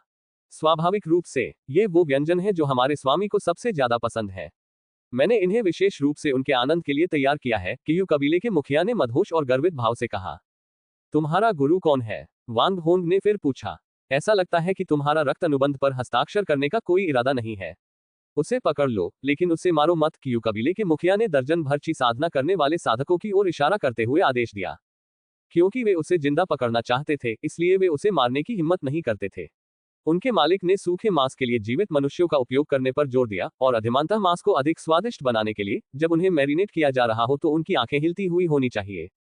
वांग होन क्रोध से भर उठा। उसने अपना लंबा भाला निकाला और उसे क्षैतिज रूप से घुमाते हुए अपने रास्ते में आने वाले सभी ची साधना करने वाले साधकों को काट डाला। वांग होन द्वारा 1 दर्जन से अधिक क्यूई साधना करने वाले साधकों की हत्या करने के बाद वह सुनियोजित कदमों से क्यू परिवार के मुखिया के पास पहुंचा। हे, लगता है तुम बड़े आदमी हो। चाहे तुम्हारा यहाँ आने का मकसद कुछ भी हो, चूंकि तुम यहाँ हो, भागने के बारे में सोचना भी मत। क्यू परिवार के मुखिया ने तुरंत एक ट्रांसमिशन ताबीज सक्रिय किया और वांग होंग पर हमला करने के लिए एक उड़ने वाली तलवार बुलाई। इस समय वांग होंग की साधना का स्तर केवल प्रारंभिक अवस्था में था और वह डरा हुआ प्रतीत नहीं हुआ। क्यू परिवार के मुखिया द्वारा बुलाई गई उड़ने वाली तलवार वांग होंग पर वार करने ही वाली थी कि अचानक उसकी आंखों के सामने एक धुंधला सा दृश्य दिखाई दिया। फिर उसे अपने पैरों में तेज दर्द महसूस हुआ और वह जमीन पर गिर पड़ा। तब उसे एहसास हुआ कि उसके पैर घुटनों के ठीक ऊपर से कट गए थे। वांग होंग ने नेता की छाती पर अपना पैर रखा और भाले की नोक उसके चेहरे की ओर तान दी। क्यू परिवार के नेता द्वारा बुलाई गई उड़ने वाली तलवार वांग होंग के हाथ में छटपटा रही थी। मैं तुम्हें 3 सांसों का समय देता हूं, सब कुछ ईमानदारी से कबूल करो। वांग होंग ने ठंडे लहजे में मांग की, बिना ये बताए कि वह क्या सुनना चाहता था। मैं बोलूंगा, मुझे इसमें फंसाया गया है। क्यू परिवार के मुखिया ने अपने चेहरे से कुछ ही इंच दूर भाले को घूरते हुए जल्दी से चीख मारी, इस डर से कि भाला और नीचे न गिर जाए और उसकी जान न ले ले। हम सब ने रक्त अनुबंध पर हस्ताक्षर किए थे। मैं तो 2 साल पहले ही शामिल हुआ हूं और मुझे इससे ज्यादा कुछ नहीं पता। बोलते समय उसकी आवाज कांप रही थी। अगर उसे मौत का डर न होता तो वह बहुत पहले ही मर चुका होता और यहां तक न पहुंच पाता। यहां लापरवाही से काम करने की हिम्मत कौन करता है? इसी क्षण एक अजीब प्राणी दूसरे रास्ते से प्रकट हुआ। यह प्राणी 1 गज लंबा था, इसके सिर पर 2 सींग थे, ये 2 पैरों पर खड़ा था और इसके हाथ में भेड़िए के दांतों वाला एक विशाल गदा था। यह प्राणी दानव कुल की एक विशेष जाति से संबंधित था जिसमें मानव जैसे लक्षण और कुछ हद तक बुद्धि थी। इनमें से कुछ जातियां शक्तिशाली दानवों की वंशज थीं, जबकि अन्य मानव दानव संकरों का परिणाम थी। दानव वंश में अधिकांश राक्षसी जीव वंशानुक्रम की परवाह नहीं करते थे और अंधाधुंध रूप से प्रजनन करते थे, जिसके परिणामस्वरूप कई संकर प्रजातियां उत्पन्न हुई। पश्चिमी झोउ दानव क्षेत्र में मनुष्य इन प्राणियों के साथ सह अस्तित्व में थे, लेकिन उनकी स्थिति अपेक्षाकृत निम्न थी, जिसके कारण मानव दानव संकरण के उदाहरण देखने को मिले। पश्चिमी झोउ दानव लोक में मानव रक्त वाले कई व्यक्ति पश्चिमी झोउ के मनुष्यों की निम्न स्थिति के कारण खुद को मानव नहीं मानते थे। यदि कोई दावा करता कि उसके रक्त में मानव रक्त है तो वे इसे अपमान मानते थे, जिससे मनुष्यों के प्रति उनकी शत्रुता और बढ़ जाती थी। इसके विपरीत पूर्वी झोउ साधना क्षेत्र में मानव राक्षस संकरों को शायद ही कभी देखा जाता था, क्योंकि मनुष्य राक्षसी जानवरों की तुलना में कम बर्बर थे, जिससे इस तरह के मिलन में संलग्न होना मुश्किल था। ये प्राणी संभवतः मानव राक्षस संकरों की श्रेणी में आता था और पूर्वी झोउ साधना क्षेत्र में पहुंचने पर इसने मनुष्यों के प्रति गहरी नफरत को बरकरार रखा, जिसके कारण इसने नरभक्षण जैसे कृत्य किए। मुख्य खिलाड़ी के आ जाने पर वांग होंग ने लापरवाही से गोली चलाई, जिससे क्यू परिवार के मुखिया के सिर में छेद हो गया। जिन लोगों ने पहले ही रक्त अनुबंध पर हस्ताक्षर कर दिए थे, वे विशिष्ट जानकारी प्रकट नहीं कर सकते थे। यदि वे ऐसा करते तो रक्त अनुबंध का उल्टा असर होता, जिससे उनकी आत्माओं को अलग अलग स्तर की क्षति पहुंचती। अरे नीच इंसान, मैं तुझे कीमा बना दूंगा। मानव राक्षस संकर क्रोध से उबल रहा था। इस नीच इंसान ने उसके सामने उसके अधीनस्थों को मारने की हिम्मत की थी। उसने अपने हाथ में मौजूद विशाल भेड़िए के दांतों वाले डंडे को घुमाया और वांग होंग पर प्रहार करने का लक्ष्य रखा। इस समय पहाड़ की गुफा में छिपे सभी साधक दोनों लड़ाकों को घेरकर इकट्ठा हो गए थे। वे युद्ध में शामिल होने से बहुत डरते थे, क्योंकि यह राक्षसी जानवर बेहद क्रूर था और बिना किसी झिझक के मनुष्यों को मार डालता था। अगर वे अब शामिल हो जाते हैं तो इसे इसकी क्षमताओं पर अविश्वास के रूप में देखा जाएगा और युद्ध के बाद उन्हें मृत्युदंड का सामना करना पड़ेगा। हालांकि सिर्फ देखते रहना भी कोई विकल्प नहीं था। अगर इस राक्षसी जीव को नुकसान होता तो वह अपना गुस्सा उन पर निकाल सकता था। तो लोगों के एक समूह ने वांग होन को घेर लिया और जोर जोर से उसे गालियां देने लगे। अगर गालियों से नुकसान हो सकता तो वांग होंग अब तक राख हो चुका होता। ये राक्षसी जीव दूसरे दर्जे का उच्च श्रेणी का प्राणी था, जो अपने दुर्जय राक्षसी शरीर पर निर्भर था। वांग होन को लंबी दूरी के आध्यात्मिक हथियार से हमला करने से रोकने के लिए राक्षसी जानवर दहाड़ा और उसकी ओर दौड़ा। मरना। उस राक्षसी दानव ने अपने विशाल भेड़िए जैसे दांतों वाले गदा को विजयी भाव से उठाया और वांग होन के सिर पर वार किया। दिमाग के टुकड़े टुकड़े होने से बचने के लिए वह थोड़ा पीछे झुक गया। वांग होन ने अपना लंबा भाला चलाया और हवा में ही गदा से टकरा गया। इस जोरदार टक्कर से धूल चारों दिशाओं में उड़ गई। उस राक्षसी दानव ने अपनी भुजाओं में एक जबरदस्त बल महसूस किया और एक गज से भी अधिक पीछे धकेल दिया गया। उसके पैरों ने जमीन में गहरी लकीरें बना दी। उसे कभी उम्मीद नहीं थी कि वह केवल शारीरिक शक्ति के आधार पर किसी इंसान से हार जाएगा। उसे लगा कि यह कोई भ्रम है या मनुष्य ने कोई अजीब तरीका अपनाया है। उसने इसे मानने से इनकार कर दिया और अपना डंडा फिर से घुमाने ही वाला था। इस समय वांग होन पहले ही उससे आगे निकल चुका था और बहुत तेजी से आगे बढ़ रहा था। वांग होन ने अपना लंबा भाला जोर से नीचे मारा और राक्षसी जानवर ने उसका मुकाबला करने के लिए अपना गदा उठाया। इस बार वह पीछे नहीं हटा बल्कि जमीन में 1 फुट गहराई तक धंस गया। जोरदार टक्कर से उसे चक्कर आने लगे और उसकी दृष्टि धुंधली हो गई। उसने पीछे हटने की कोशिश की, लेकिन वांग होंग ने फिर से हमला कर दिया। बेबस होकर उसने बचाव के लिए एक बार फिर अपना डंडा उठाया, लेकिन उसे 1 फुट और पीछे धकेल दिया गया। Clang clang clang. Wang Hong ने 1 दर्जन से अधिक बार प्रहार किया, जिससे राक्षसी जानवर का विशाल शरीर धरती में धंस गया। जमीन के ऊपर केवल उसका सिर और 2 भुजाएं ही बची थीं, जिनमें से एक में अभी भी गदा पकड़ी हुई थी। वांग होंग पास आया और उसके हाथ से गदा ले ली। इस आध्यात्मिक हथियार की गुणवत्ता काफी अच्छी थी। इतने तीव्र प्रहारों के बाद भी इसमें विकृति के कोई लक्षण नहीं दिखे। अब निहत्था और गतिहीन हो चुका वह राक्षसी जानवर जोर जोर से गालियां देता रहा। इसी बीच जो किसान पहले अपशब्द बोल रहे थे, वे चुप हो गए। उनमें से कुछ चुपचाप खिसकने की तैयारी कर रहे थे। किसी को भी बाहर जाने की अनुमति नहीं है। वांग होंग ने जोर से चिल्लाया। उसने लिटिल पेन को छोड़ दिया और उसे आदेश दिया कि वह ची साधना करने वाले इन साधकों के समूह पर नजर रखे और भागने की कोशिश करने वाले किसी भी व्यक्ति को मार डाले। छोटा पेन ची साधना करने वाले साधकों के चारों ओर उड़ता रहा और उन्हें एक साथ इकट्ठा करता रहा। जब राक्षसी दानव अपनी अपशब्दों की बौछार जारी रखे हुए था, तभी वांग होंग ने अवसर का लाभ उठाते हुए उसके मुंह में विष की गोली डाल दी, जिससे वह अस्थायी रूप से स्थिर हो गया। फिर उसने उसके दोनों सींग पकड़े और उसे जमीन से उखाड़ दिया। इसके बाद उसने ल्यू युक्सुआन और बाजार में मौजूद अन्य लोगों को एक ट्रांसमिशन ताबीज भेजा और उनसे बाद की स्थिति को संभालने के लिए आने का अनुरोध किया। फिर उसने उस राक्षसी जानवर को एक आत्मा पशु थैली में रखा और उस रास्ते की ओर चल पड़ा जहां से वह राक्षसी जानवर आया था। कुछ दूर गलियारे से नीचे चलने पर वह एक और हॉल में पहुंचा, जो पहले वाले से थोड़ा छोटा था और उससे कई पत्थर के कक्ष जुड़े हुए थे। हॉल में कोई खास कीमती चीज नहीं थी, इसलिए वह पत्थर के बने कमरों में से एक की ओर चल पड़ा। पत्थर के बने कक्ष के अंदर का भाग खाली था और कई जगहों पर टूटे फूटे और क्षतिग्रस्त होने के निशान थे। यह संभवतः साधना कक्ष रहा होगा। फिर वह एक और पत्थर के कक्ष में दाखिल हुआ, जहां चारों ओर कई वस्तुएं बिखरी पड़ी थीं। इनमें से अधिकतर प्रथम श्रेणी की आध्यात्मिक जड़ी बूटियां, आध्यात्मिक अयस्क और अन्य वस्तुएं थीं। वहां द्वितीय श्रेणी की कुछ ही आध्यात्मिक जड़ी बूटियां और अयस्क थे, साथ ही कुछ हजार निम्न श्रेणी के आध्यात्मिक पत्थर भी थे। एक कोने में जादुई हथियारों जैसी वस्तुओं का ढेर लगा हुआ था, जो स्पष्ट रूप से मानव साधकों से संबंधित थी। जब ल्यू युक्सुआन और गु वे ची साधना करने वालों के एक समूह के साथ वहां पहुंचे, तो वे लटके हुए शवों को देखकर स्तब्ध रह गए। वांग होंग द्वारा जमीन पर फेंके गए राक्षसी जानवर को पकड़कर उन्होंने मुक्कों और लातों की बौछार कर दी। इस समय आध्यात्मिक हथियारों का उपयोग करने से उनकी निराशा दूर नहीं होती। उस राक्षसी जानवर की खाल सख्त और मोटी थी और लंबे समय तक चले संघर्ष के बाद भी वे उसकी हड्डियों को मुश्किल से ही तोड़ पाए थे। पीटे जाने के बावजूद राक्षसी जानवर अड़ियल बना रहा और व्यंग्यपूर्ण टिप्पणियों के साथ उन दोनों को ताना मारता रहा। वांग होंग आगे बढ़ा और उसने 2-3 मुक्के मारकर उसका जबड़ा तोड़ दिया। तभी जाकर उसने सहयोग करना शुरू किया। वरिष्ठ भाई लुओ, क्या इस राक्षसी जानवर से जानकारी निकालने का कोई तरीका है? वांग होंग ने कुछ जानकारी प्राप्त करने की उम्मीद में उस प्राणी को बख्श दिया था। वर्षों पहले जब वांग होंग ने सीमावर्ती पर्वत श्रृंखला में प्रवेश किया था, तब इन राक्षसों से हुई मुठभेड़ से लेकर उनकी हालिया गतिविधियों तक उन्हें संदेह था कि इन राक्षसों की हरकतें अलग थलग घटनाएं नहीं थीं, बल्कि एक संगठित और सुनियोजित प्रयास का हिस्सा थीं। युन किंग्या के किंगशु संप्रदाय में प्रवेश को देखते हुए ऐसा प्रतीत होता है कि दानव वंश लंबे समय से पूर्वी झो साधना क्षेत्र में घुसपैठ कर रहा था और एक महत्वपूर्ण क्षण में घटनाओं के पूरे क्रम को बदलने की क्षमता रखता था। मैं पूछताछ करने में विशेष रूप से कुशल नहीं हूं, लेकिन मैं कोशिश करूंगा, लुओ युक्सुआन ने जवाब दिया। बहुत खूब, मैं तुम्हारी खुशखबरी का इंतजार करूंगा, वांग होंग ने कहा और इन कैदियों, जिनमें इंसान और राक्षस दोनों शामिल थे, को लुओ युक्सुआन की देखरेख में छोड़कर चला गया। उसने कमरे में आग लगा दी, जिससे शव जलकर राख हो गए। 3 दिन बाद ल्यू युक्सुआन सिर हिलाते हुए बाहर निकला। मुझे ये कहते हुए शर्म आ रही है कि वह राक्षसी दानव बहुत जिद्दी था। उसने कुछ भी नहीं बताया। जहां तक अन्यची साधकों की बात है, उनके पास भी ज्यादा जानकारी नहीं थी।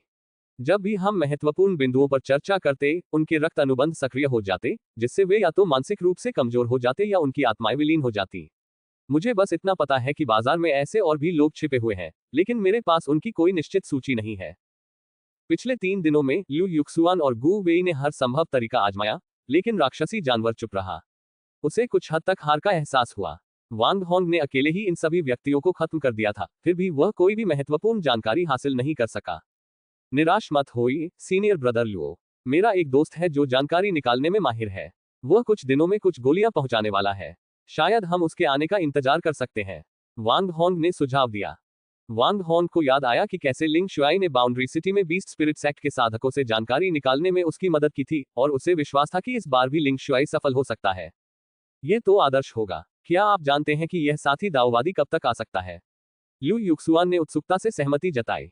अपनी योजनाओं पर चर्चा करने के बाद उन्होंने बंधकों को एक पहाड़ी गुफा में कैद कर दिया, और वांग होंग और गु वेई को उनकी रखवाली के लिए छोड़कर लुओ युक्सुआन बाजार लौट गई। जहां तक मार्केट प्लेस में घुसपैठ करने वालों की बात है, चूंकि उनके पास अभी तक कोई विशिष्ट सूची नहीं थी, इसलिए उन्होंने अपनी रणनीति का खुलासा न करने का फैसला किया। 5 दिन बाद लिंग शुआई अपनी बेटी लिंग जू और 5 फाउंडेशन बिल्डिंग कल्टीवेटर के साथ पहुंचे।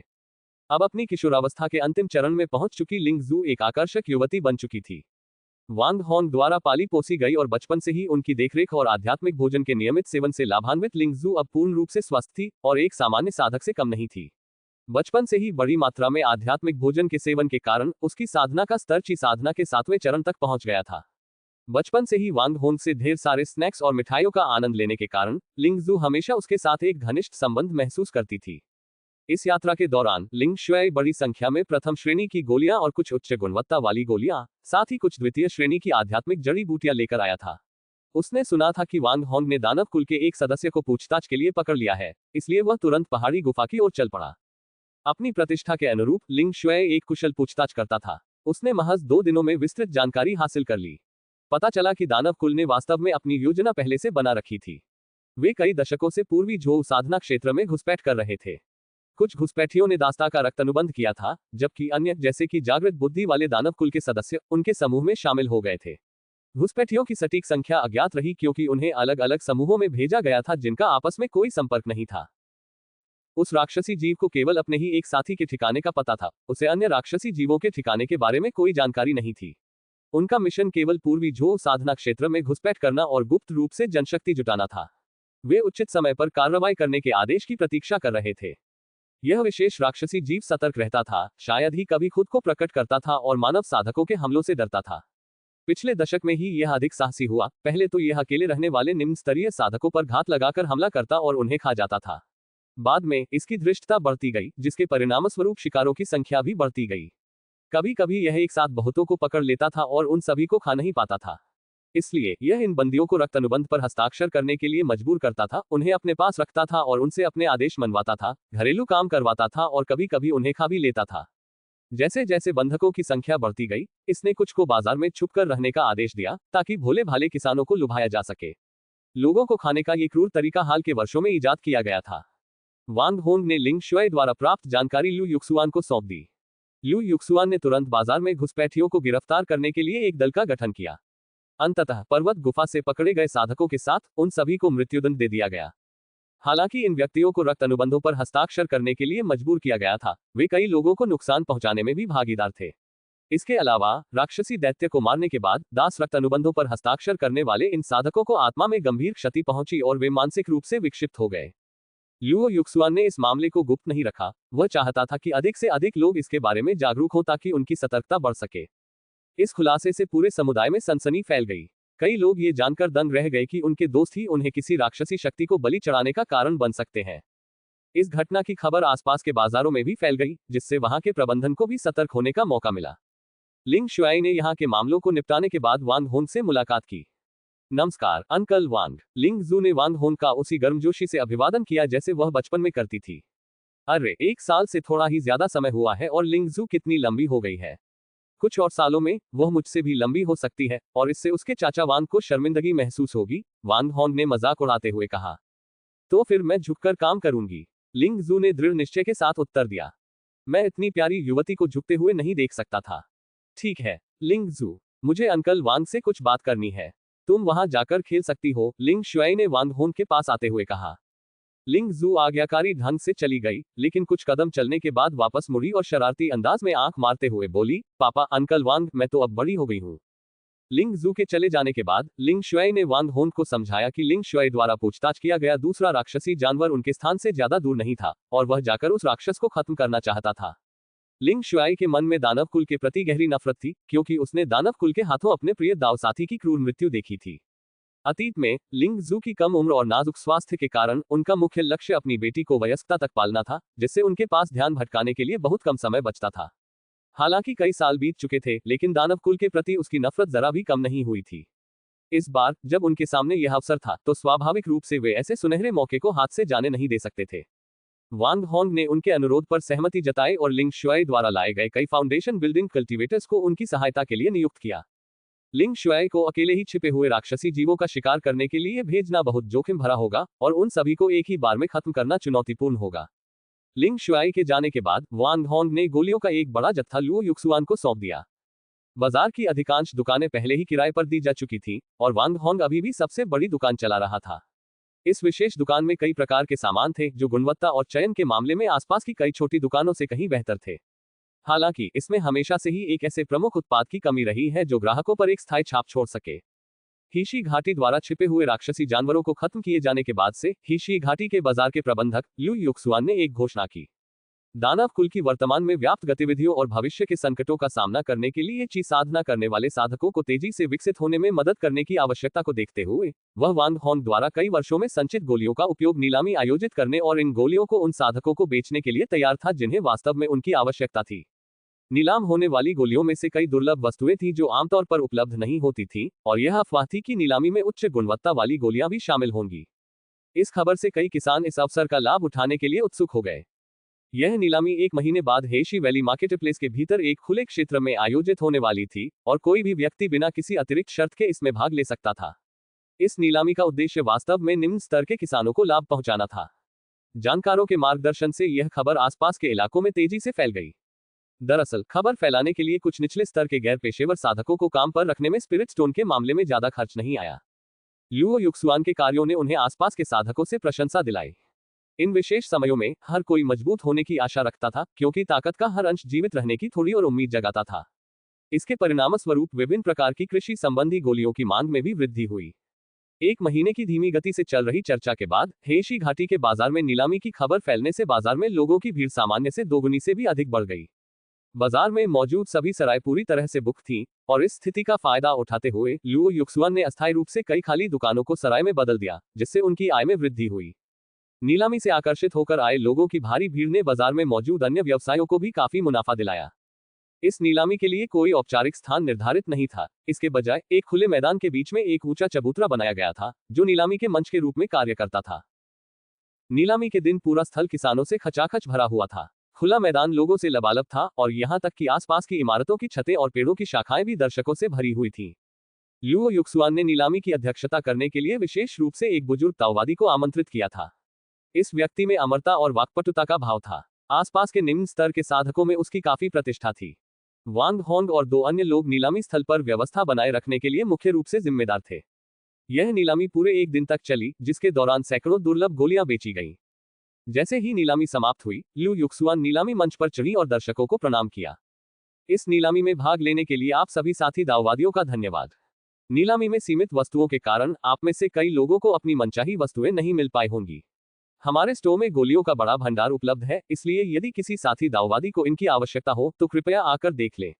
इसके अलावा हम हर साल इसी तरह की नीलामी आयोजित करने की योजना बना रहे हैं और आप सभी इसमें शामिल हो सकते हैं। हालांकि स्टोर में बिकने वाली वस्तुएं नीलामी में बिकने वाली वस्तुओं जितनी कीमती नहीं हो सकती हैं, लेकिन वे प्रचुर मात्रा में थीं और स्पिरिट स्टोन रखने वाला कोई भी व्यक्ति उन्हें खरीद सकता था। इस नीलामी के माध्यम से अपना प्रभाव बढ़ाने के बाद हेशी वैली मार्केटप्लेस में कारोबार दिन प्रतिदिन बेहतर होता गया। अगर यह रुझान जारी रहा तो भविष्य में स्थिति और भी बेहतर हो जाएगी। छोटे भाई वांग, आपके विचारों ने वाकई कमाल कर दिया है। पिछले कुछ महीनों में बाजार की शुद्ध आय में 30% की वृद्धि हुई है और पहले खाली पड़ी अधिकांश दुकानें और गुफानुमा मकान किराए पर दिए जा चुके हैं। लिu युक्सुआन ने उत्साह से कहा और वांग होंग और गु वेई के लिए जश्न मनाने के लिए एक गिलास उठाया। जी हाँ, सीनियर ब्रदर वांग, आप तो वाकई प्रतिभाशाली हैं। दुनियादारी का ज्यादा अनुभव न रखने वाली गु वेई वांग होंग से बहुत प्रभावित थी। गु वेई को वांग होंग और लुओ युक्सुआन के साथ रहे लगभग 2 साल ही हुए थे और उनका युद्ध अनुभव बढ़ गया था, लेकिन अन्य पहलुओं में वह अभी भी वैसे ही थे। उसे इस बात का दुख था कि उसके पिता ने उसे यहाँ तैनात कर दिया जबकि वह पूर्वी सागर के युद्ध क्षेत्र में चला गया था। गु वेई का मानना था कि उसे अग्रिम मोर्चे पर होना चाहिए, राक्षसी जीवों का वध करना चाहिए, जो उसकी आकांक्षा थी। गु वेई ने ये 2 साल लुओ युक्सुआन और वांग होंग के साथ बिताए थे और उनका युद्ध अनुभव थोड़ा बढ़ गया था, लेकिन बाकी ज्यादातर मामलों में वह पहले जैसे ही रहे। संभवतः यही कारण था कि गु किंगयांग ने उसे दानव कुल से लड़ने के लिए अग्रिम मोर्चे पर भेजने की हिम्मत नहीं की। अपनी गुफानुमा हवेली में लौटने के बाद वांग होंग ने अपने साधना कक्ष में उस संरचना को सक्रिय किया। फिर वह अपने निजी स्थान में प्रवेश कर गया, जो अब हजारों साल पुरानी आध्यात्मिक जड़ी बूटियों से भरा हुआ था। हजारों साल पुरानी आध्यात्मिक जड़ी बूटियां अब स्वर्णिम कोर स्तर के साधकों के लिए तृतीय स्तरीय आध्यात्मिक जड़ी बूटियों के रूप में उपयुक्त थीं। दुर्भाग्यवश उनका स्वयं का साधना स्तर इतना कम था कि वे इनका यूं ही उपयोग नहीं कर सकते थे। वह कभी कभार ही इसका उपयोग कर पाता था, लेकिन उसकी अपर्याप्त शारीरिक शक्ति के कारण प्रत्येक उपयोग के बीच लंबा अंतराल होता था। 3 स्तरों वाला इन जेड स्पिरिट लोट्स जिसे उसने वर्षों पहले लगाया था, अब पूरे तालाब में फैल चुका था और खिले हुए कमलों से ढका हुआ था।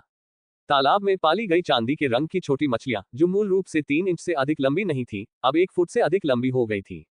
उनमें से कुछ में तो परिवर्तन भी हो गया था और उनमें प्रथम श्रेणी के राक्षसी जीव जितनी शक्ति आ गई थी। परिणामस्वरूप तालाब में मौजूद छोटी मछलियां ही उनका भोजन स्रोत बन गईं। सौभाग्यवश इन छोटी मछलियों ने तेजी से प्रजनन किया, जिससे वे विलुप्त होने से बच गईं। वांग होंग ने 1 फुट से भी लंबी 2 चांदी जैसी मछलियां निकाली। ये उत्परिवर्तित चांदी जैसी मछलियां मूल मछलियों की तुलना में स्वाद में कहीं अधिक स्वादिष्ट थीं, लेकिन इनकी प्रजनन दर बहुत धीमी थी, इसलिए उसने बहुत अधिक मछलियां खाने से परहेज किया था। फिर वह अपने स्थान पर लौट आया और उन्हें शराब के पहाड़ के बगल में रख दिया, जो वर्षों से जमा होता आ रहा था। उनकी दुकान में मौजूद कम कीमत वाली स्पिरिट वाइन ने पिछले कई वर्षों में कई दुकानों में बिक्री के कारण अपनी मूल मात्रा बरकरार रखी थी। इस बीच दूसरे और उससे ऊपर के स्तर की स्पिरिट वाइन की मात्रा लगातार बढ़ती जा रही थी। उनके स्थान पर कई दूसरे स्तर की स्पिरिट वाइन 2000 वर्षों तक पुरानी हो चुकी थी। अब तो उनके पास dragon scale fruit wine, jade ginseng fruit wine और ink jade lotus flower wine सहित कई तृतीय श्रेणी की स्पिरिट वाइन भी थी। अगर गोल्डन कोर स्टेज के साधकों को पता चल गया तो शायद उसे बमबारी करके टुकड़े टुकड़े कर दिया जाएगा। वांग होंग शराब के पहाड़ पर चढ़ते हुए दूसरी श्रेणी की स्पिरिट वाइन में से एक जार लेकर आया। इस विशेष जार में 1000 साल से अधिक पुरानी व्हाइट क्रिस्टल फ्रूट वाइन थी। इससे पहले उन्होंने एक पका हुआ हरा आध्यात्मिक आड़ू खाया था, जिससे उनकी आध्यात्मिक शक्ति में वृद्धि हुई थी। पिछले कुछ वर्षों से वे अपनी आध्यात्मिक शक्ति को लगन से निखार रहे थे। इस उद्देश्य के लिए व्हाइट क्रिस्टल फ्रूट सबसे अच्छा सहायक था और इससे बनी स्पिरिट वाइन का प्रभाव और भी अधिक था। हाथ में शराब और मांस लिए वह ग्रीन स्पिरिट पीच के जंगल में चला गया और एक पका हुआ फल तोड़ लिया। वर्षों के दौरान उसकी परिष्कृत आध्यात्मिक शक्ति असाधारण रूप से शुद्ध हो गई थी। वांग होंग ने फाउंडेशन बिल्डिंग के 5वें स्तर तक जल्द से जल्द पहुंचने के लिए एक और ग्रीन स्पिरिट पीच खाने का फैसला किया। वर्तमान अशांत साधना जगत में एक प्रमुख संप्रदाय के रसायनज्ञ होने के बावजूद वह अपनी सुरक्षा को लेकर आश्वस्त नहीं हो सकता था। संकट के समय अतिरिक्त सुरक्षा प्रदान करने के लिए उसकी ताकत बढ़ाना अत्यंत आवश्यक था। अपने स्थान से बाहर निकलकर वांग होंग ने 2 सिल्वरफिश को तेज आंच पर 15 मिनट तक पकाया, जिससे मछलियां उनकी हड्डियों और मांस से अलग हो गईं। फिर उसने 1000 साल पुराने ध्रुवीय छोटे ठंडे प्याज से बने कुछ हरे प्याज छिड़के, जो उसने लापरवाह बूढ़े दाववादी से प्राप्त किए थे। उस प्राचीन ताओवादी के अनुसार उसने 800 साल पुराने एक छोटे ध्रुवीय ठंडे प्याज को प्राप्त करने के लिए काफी बड़ी कीमत चुकाई थी। वांग होंग ने अपने अंतरिक्ष में केवल थोड़े से ही ध्रुवीय छोटे ठंडे प्याज उगाए थे, लेकिन यह उनके व्यक्तिगत उपयोग के लिए पर्याप्त से अधिक था और अधिक उगाना अनावश्यक प्रतीत हुआ। बर्फ जैसी सफेद और चमकदार चांदी जैसी मछलियां, जिन पर हरे प्याज सजाए गए थे, उन पर गर्म तेल डालते ही चटकने लगी। कमरे में एक चटकने की आवाज गूंज उठी और हरे प्याज की खुशबू मछली की गंध के साथ मिलकर पूरे कमरे में फैल गई। वांग होंग ने गहरी सांस लेने से खुद को नहीं रोका और हवा में फैली मनमोहक सुगंध का आनंद लेने की कोशिश की। चॉपस्टिक की मदद से उसने मछली का एक टुकड़ा उठाया और उसे अपने मुंह के पास ले गया। मछली नर्म और थोड़ी लचीली थी, जिसका स्वाद बहुत ही बढ़िया और सुगंधित था, जो तुरंत घुलता नहीं था बल्कि उसकी जीभ पर देर तक बना रहता था। उसने मछली के बेहतरीन स्वाद का तब तक आनंद लिया जब तक कि उसने उसे निगल नहीं लिया और उसे और खाने की इच्छा हो रही थी। इसके बाद उन्होंने 1000 साल पुरानी स्पिरिट वाइन का एक जार निकाला, सील खोली और तुरंत ही एक समृद्ध और मधुर सुगंध से घिर गए जिसने पूरे कमरे को भर दिया। 1000 साल तक रखे रहने के बाद जार लगभग आधा खाली हो चुका था और शराब अविश्वसनीय रूप से गाढ़ी हो गई थी। यहां तक कि जब उसकी एक बूंद मेज पर रखी गई, तब भी वह बिना फैले अपने गोलाकार आकार में ही रही। वांग होंग ने एक जेड कप में एक गिलास वाइन डाली और उसे पीने से पहले गहरी सांस ली। वाइन की सुगंध उसके फेफड़ों में गहराई तक समा गई। स्पिरिट वाइन का एक छोटा सा घूंट लेते ही वह तरल उसके मुंह में पूरी तरह से फैल गया और उसके पूरे तालू को खट्टे, कड़वे, मीठे, मसालेदार और नमकीन स्वादों के सामंजस्यपूर्ण मिश्रण से ढक लिया, जो बिना किसी टकराव के एक साथ मौजूद थे। जैसे ही उसने शराब पी, उसने धीरे से सांस ली, जिससे उसकी सुगंध उसके मुंह से पेट तक और फिर पूरे शरीर में फैल गई। अंत में उसने नाक से सांस छोड़ी और उसे सहजता और अलौकिक शांति का एहसास हुआ। वांग होंग ने स्पिरिट वाइन के केवल 2 कप ही पिए, बाकी को बाद में इस्तेमाल के लिए छोटी बोतलों में रख दिया। तभी उसने ग्रीन स्पिरिट पीच निकाला और उसे खाना शुरू कर दिया। एक हरे रंग का आध्यात्मिक आड़ू निगलने के बाद वांग होंग ने तुरंत अपने भीतर उमड़ती आध्यात्मिक ऊर्जा को शुद्ध करने के लिए ध्यान करना शुरू कर दिया। अगर आपको सीक्रेट फार्मिंग स्पेस नॉवेल पसंद है और आप चाहते हैं कि पूरी सीरीज सबसे पहले और सबसे तेज पढ़ने को मिले, तो अभी हमारा टेलीग्राम चैनल ज्वाइन कर सकते हैं। सेल फोन विद एरो, सिर्फ 40 रुपए में सभी एपिसोड, सबसे तेज अपडेट, बिना किसी देरी के। देर मत कीजिए, अब कहानी का असली मजा वहीं मिलेगा। जब आध्यात्मिक ऊर्जा पूरी तरह से उसकी अपनी आध्यात्मिक शक्ति में परिवर्तित हो गई, तो उसका दांतियन सागर भरने से बस कुछ ही इंच दूर था। एक और ग्रीन स्पिरिट पीच मिलने पर वह सीधे फाउंडेशन बिल्डिंग के 5वें स्तर पर पहुंच सकेगा। वांग होंग ने 1 और महीने के लिए साधना कक्ष में खुद को अलग थलग कर लिया, ताकि वह एक और ग्रीन स्पिरिट पीच का सेवन करने से पहले अपनी आध्यात्मिक शक्ति को स्थिर कर सके। ग्रीन स्पिरिट पीच को पचाने के बाद वांग होंग ने आखिरकार फाउंडेशन बिल्डिंग के 5वें स्तर तक पहुंचने का अपना लक्ष्य हासिल कर लिया। उसका दांतियन सागर एक बार फिर फैल गया और अब उसका आकार 14 फीट तक पहुंच गया। इस समय यदि हम केवल आध्यात्मिक शक्ति की कुल मात्रा के आधार पर तुलना करें, तो उनके पास कई पूर्ण रूप से प्रशिक्षित नींव निर्माण अभ्यासकर्ताओं से अधिक आध्यात्मिक शक्ति थी। बेशक युद्ध क्षमता का निर्धारण केवल आध्यात्मिक शक्ति की मात्रा से ही नहीं होता था। युद्ध का अनुभव, आध्यात्मिक हथियारों का स्वामित्व और अन्य कारक भी लड़ाई के परिणाम को प्रभावित करते थे। अपनी वर्तमान ताकत के साथ वह किसी अन्य साधन का उपयोग किए बिना भी फाउंडेशन बिल्डिंग के अंतिम चरण के विरोधियों को आसानी से हरा सकता है। फाउंडेशन बिल्डिंग के 5वें स्तर पर पहुंचने के बाद वह कुछ समय तक ग्रीन स्पिरिट पीच का उपयोग करके फिर से तेजी से आगे नहीं बढ़ सका। उसे अपनी शक्ति को और अधिक निखारने की आवश्यकता थी। वांग होंग ने 3 महीने और एकांतवास जारी रखा। इस समय तक वह हेइशी घाटी के बाजार में 2 साल से अधिक समय बिता चुका था और उसे लगा कि अब संप्रदाय में लौटने का समय आ गया है। लुओ सीनियर ब्रदर, गू जूनियर ब्रदर, मैं कल संप्रदाय में वापस जाने की योजना बना रहा हूं, इसलिए मैं आप दोनों को विदाई देने आया हूं, वांग होंग ने उन दोनों को ढूंढने के बाद कहा। वांग सीनियर ब्रदर, क्या मैं आपके साथ चल सकता हूं?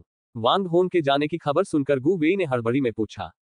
यहां लंबे समय तक रहने के बाद उसे ऐसा लग रहा था मानो वह संप्रदाय का ही हिस्सा बन गया हो, एक ही जगह पर बंधा हुआ।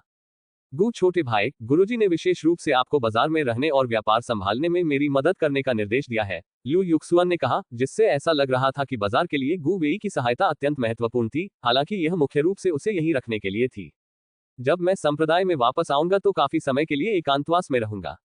क्या तुम मेरे साथ वापस आओगे? वांग होंग गू वेई के स्वभाव को अच्छी तरह जानता था और उसने पूछा। छोड़ो इसे, मैं यहीं रुकूंगा और बड़े भाई से और सीखूंगा, गू वेई ने झट से अपना सिर हिलाया।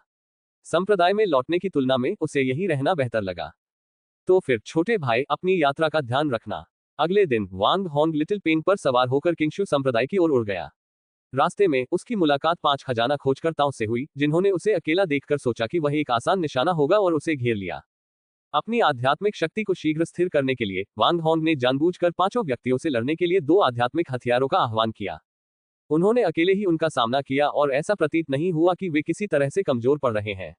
वास्तव में जैसे जैसे लड़ाई आगे बढ़ी, उनका आत्मविश्वास बढ़ता ही गया। उन 5 में से उच्चतम साधना स्तर केवल नींव निर्माण के मध्य चरण में था और वे अनजाने में वांग होंग के अभ्यास के लिए सान्निध्य बन गए थे। इस समय 5 खजाना खोजने वाले लोग तेजी से चिंतित हो रहे थे। उन्हें ऐसा लग रहा था मानो उन्होंने किसी मधुमक्खी के छत्ते को छेड़ दिया हो और उन्हें यह नहीं पता था कि आत्मसमर्पण करने में बहुत देर हो चुकी है या नहीं। अब उनकी हार साफ दिख रही थी। उनमें से एक ने पहले भागने की कोशिश भी की थी, लेकिन एक विशालकाय पक्षी ने उसे रोक दिया, जो लड़ाई में शामिल नहीं हुआ। वह पक्षी आराम से इधर उधर उड़ता रहा, कभी कभी मुट्ठी भर तरबूज के बीज अपने मुंह में डालता रहा, जिससे यह सुनिश्चित हो गया कि कोई भी भाग न सके। उन्हें इस पक्षी से सामना करने का गहरा अफसोस था। वांग होंग के लगातार हमलों से खुद को बचाने की कोशिश में उनमें से एक का सिर उसकी तलवार से कट गया। शेष 4 लोगों ने तुरंत आत्मसमर्पण कर दिया और बख्शे जाने की उम्मीद में दया की भीख मांगी। हालांकि उनके प्रतिद्वंद्वी ने कोई दया नहीं दिखाई और निर्दयता से हत्याएं जारी रखीं। अंतिम खजाना शिकारी ने भागने का प्रयास किया, लेकिन लिटिल पेन के पंख से उसके 2 टुकड़े हो गए। इस युद्ध के बाद वांग होंग की आध्यात्मिक शक्ति और अधिक मजबूत हो गई थी और पहले की अस्थिर ऊर्जा अधिक ठोस हो गई थी। उसने 5 शवों से वस्तुएं एकत्र की, फिर शवों को आग की लपटों के साथ जला दिया और घटनास्थल से चला गया। लिटिल पेन की पीठ पर बैठे वांग होंग ने लूटे गए सामान का जायजा लिया और महसूस किया कि ये खजाना खोजने वाले या तो नए थे या आर्थिक रूप से तंगी में थे। उनके पास बहुत कम सामान था, जिसमें कुछ साधारण आध्यात्मिक हथियार और कुछ ही आध्यात्मिक पत्थर और गोलियां शामिल थीं। यह उस आखिरी खजाने के मुकाबले कुछ भी नहीं था जो उसने राक्षसी जानवर की गुफा से हासिल किया था। वांग होंग संप्रदाय में लौटने से पहले एजियोर वर्ल्ड सिटी की यात्रा पर गया। यह उसका अपना इलाका था और स्वाभाविक रूप से वह संप्रदाय के मामलों की तुलना में इसकी अधिक परवाह करता था। पिछले 2 वर्षों में ईस्ट झो ट्रेडिंग कंपनी का व्यवसाय फलता फूलता रहा है और तेजी से कई शीर्ष स्तरीय दुकानों के स्तर तक पहुंच गया है। लुओ झोंगजी सीमावर्ती पर्वत श्रृंखला गए थे और वापस लौट आए थे। वे वर्तमान में पर्वतीय घाटी अड्डे पर नए रंगरूटों को प्रशिक्षण दे रहे थे। वांग होंग द्वारा भर्ती किए जाने वाले कर्मचारियों की संख्या अब पूरी हो चुकी थी, जिनकी कुल संख्या 100 थी। इस समय वे सभी एक व्यवस्थित प्रारूप में खड़े होकर सटीकता से अभ्यास कर रहे थे। इन युवकों का साधना जगत से पहले कभी कोई संपर्क नहीं था। उनमें अभी तक साधना जगत के निवासियों की विशिष्ट स्वतंत्रता और स्वार्थ की भावना विकसित नहीं हुई थी। अब से उन्हें सैन्य प्रशिक्षण और शिक्षा के समान प्रशिक्षण और शिक्षा प्राप्त होगी, और उनके विकास के दौरान सीखे गए सबक आने वाले दशकों, यहां तक कि सैकड़ों वर्षों तक उनके व्यवहार को प्रभावित करेंगे। प्रशिक्षण सत्र के बाद लुओ झोंगजी ने वांग होंग से संपर्क किया। बाउंड्री माउंटेन रेंज में स्थिति कैसी है? वांग होंग ने पूछा। हालात बहुत अच्छे नहीं हैं, लुओ झोंगजी ने जवाब दिया। राक्षस वंश ने पश्चिम झोउ दानव लोक से बड़ी संख्या में निम्न स्तरीय राक्षसी जीवों को इकट्ठा किया है और मानव जाति की शक्ति को कम करने के प्रयास में लगातार राक्षसी हमले कर रहा है। हर 3 दिन में एक छोटी झड़प और हर 5 दिन में एक बड़ा युद्ध हो रहा है, जिसके परिणामस्वरूप भारी जानमाल का नुकसान हो रहा है। उपचार की गोलियां, शक्तिवर्धक शराब, जादुई हथियार, आध्यात्मिक हथियार आदि सहित विभिन्न सामग्रियों की खपत बहुत अधिक है और इनकी कमी है। सौभाग्य से विन लैन और उसके 10 साथियों ने युद्ध में एक दूसरे का समन्वय और समर्थन किया है, इसलिए अब तक कोई हताहत नहीं हुआ है।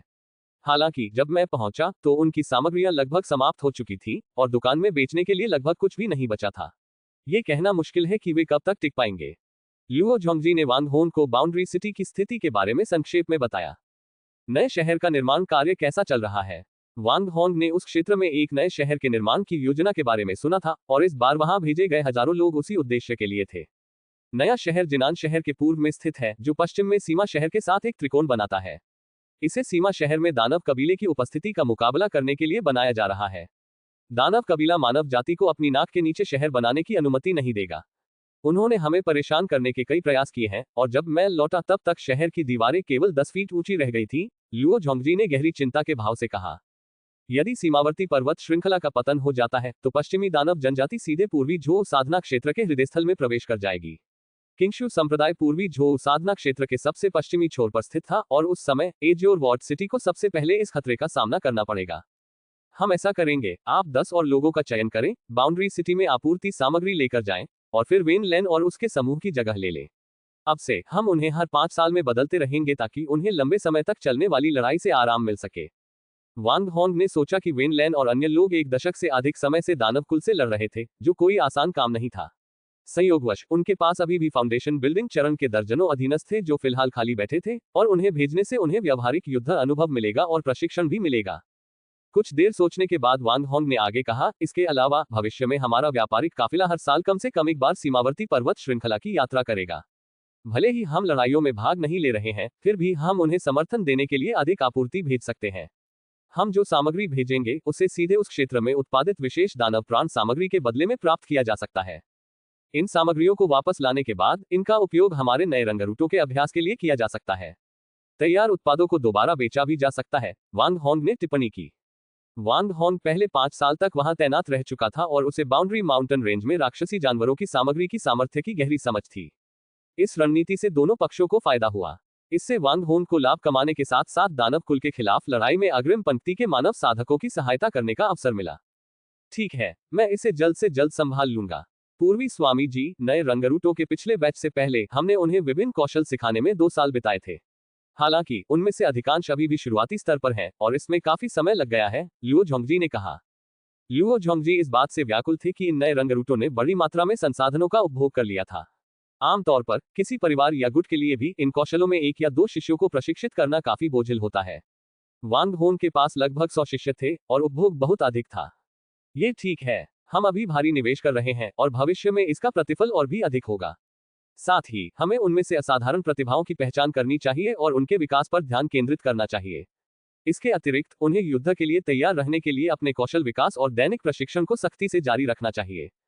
उनकी साधना में प्रयुक्त अधिकांश सामग्रियां उनके अपने ही स्थान पर उगाई जाती थी, हालांकि इसके लिए उन्हें अमरमार्ग व्यापार कंपनी से थोड़ा घूमकर आना पड़ता था।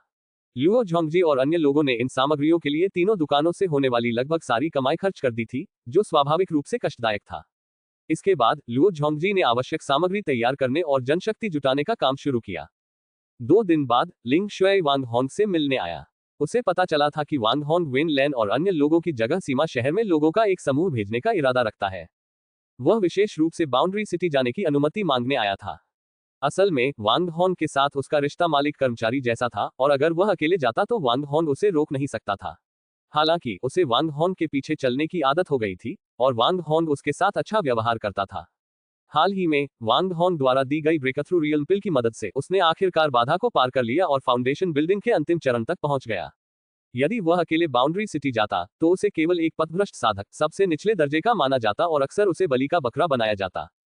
हालांकि उसके मन में दानव वंश के प्रति गहरी द्वेष भावना थी और वह बदला लेना चाहता था, लेकिन वह कुछ प्रथम और द्वितीय श्रेणी के राक्षसी जीवों के साथ मरना भी नहीं चाहता था, जिससे उसकी मृत्यु अर्थहीन हो जाती। वांग होंग ने स्वाभाविक रूप से सहमति जताई। फाउंडेशन बिल्डिंग के अंतिम चरण के साधक को भेजना अधिक सुरक्षित होगा। पूर्व के स्वामी जी, मेरी एक और विनती है। जब मैं वहां जाऊंगा तो मुझे सिर्फ लिंगजू के बारे में ही निश्चिंतता है। मैं उसे यहीं छोड़ना चाहता हूं और आशा करता हूं कि पूर्व के स्वामी जी उसकी देखभाल करेंगे, लिंग शुई ने कहा। इतनी खतरनाक जगह पर वह अपनी बेटी को खतरे में डालने के लिए तैयार नहीं था और इसके अलावा ची साधना स्तर का साधक वहां केवल तोप के चारे के रूप में ही काम आएगा। इस बारे में चिंता मत करो, लिंगजू बचपन से ही मेरी देखरेख में है। मैं उसकी देखभाल अपने ही जूनियर की तरह करूंगा, वांग होंग ने उसे आश्वासन दिया। वांग होंग ने सहमति में सिर हिलाया। जब भी वे मिलते, छोटी बच्ची हमेशा बेहद उत्साहित रहती थी और इससे वांग होंग पर अच्छा प्रभाव पड़ा था। इसलिए हर बार मिलने पर वह उसे खुश करने के लिए कुछ नाश्ता देना पसंद करता था। आखिर बच्चे स्वाभाविक रूप से उन लोगों की ओर आकर्षित होते हैं जो उन्हें स्वादिष्ट और मजेदार चीजें देते हैं। 10 दिन बाद लियो झोंगजी ने पहले ही आवश्यक सामग्री और जनशक्ति तैयार कर ली थी। लिंग शुई के नेतृत्व में फाउंडेशन बिल्डिंग चरण के 10 साधकों का एक समूह बाउंड्री सिटी की ओर रवाना हुआ। उसके बाद वांग होंग ने लियू चांगशेन द्वारा हाल ही में स्थापित किए गए नए अड्डे का दौरा किया, जो शहर के बाहर स्थित था। हालांकि वांग होंग ने स्पिरिट स्टोन्स की काफी मात्रा देकर जमीन का यह टुकड़ा खरीदा था। यहाँ सैकड़ों एकड़ में फैले आध्यात्मिक क्षेत्र थे। पिछले मालिक को शहर के बाहर से लगातार खजाने की खोज करने वालों का सामना करना पड़ा था। उनके आध्यात्मिक क्षेत्रों को पहले भी एक बार लूटा जा चुका था और इन क्षेत्रों की रक्षा करने वाले लोग या तो मर गए थे या भाग गए थे। इन क्षेत्रों में मौजूद सभी आध्यात्मिक जड़ी बूटियां लूट ली गई थी। पिछले मालिक में आध्यात्मिक क्षेत्रों की रक्षा करने की क्षमता नहीं थी और उन्होंने उन्हें बेचने का फैसला किया। हालांकि शहर के बाहर आध्यात्मिक क्षेत्रों को संभालने के इच्छुक लोग कम थे, इसलिए उनके पास उन्हें कम कीमत पर बेचने के अलावा कोई विकल्प नहीं था। लियू चांगशेन द्वारा सैकड़ों एकड़ आध्यात्मिक क्षेत्रों वाली इस भूमि को खरीदने के बाद उन्होंने शहर के अधिकांश लोगों को इस क्षेत्र में स्थानांतरित कर दिया। शर्तें: अगर आपको सीक्रेट फार्मिंग स्पेस नॉवेल पसंद है और आप चाहते हैं कि पूरी सीरीज सबसे पहले और सबसे तेज पढ़ने को मिले, तो अभी हमारा टेलीग्राम चैनल ज्वाइन कर सकते हैं, सेल फोन विद एरो। सिर्फ 40 रुपए में सभी एपिसोड, सबसे तेज अपडेट, बिना किसी देरी के। देर मत कीजिए, अब कहानी का असली मजा वही मिलेगा। अगर आपको सीक्रेट फार्मिंग स्पेस नॉवेल पसंद है और आप चाहते हैं कि पूरी सीरीज सबसे पहले और सबसे तेज पढ़ने को मिले, तो अभी हमारा टेलीग्राम चैनल ज्वाइन कर सकते हैं, सेल फोन विद एरो। सिर्फ 40 रुपए में सभी एपिसोड, सबसे तेज अपडेट, बिना किसी देरी के। देर मत कीजिए, अब कहानी का असली मजा वही मिलेगा।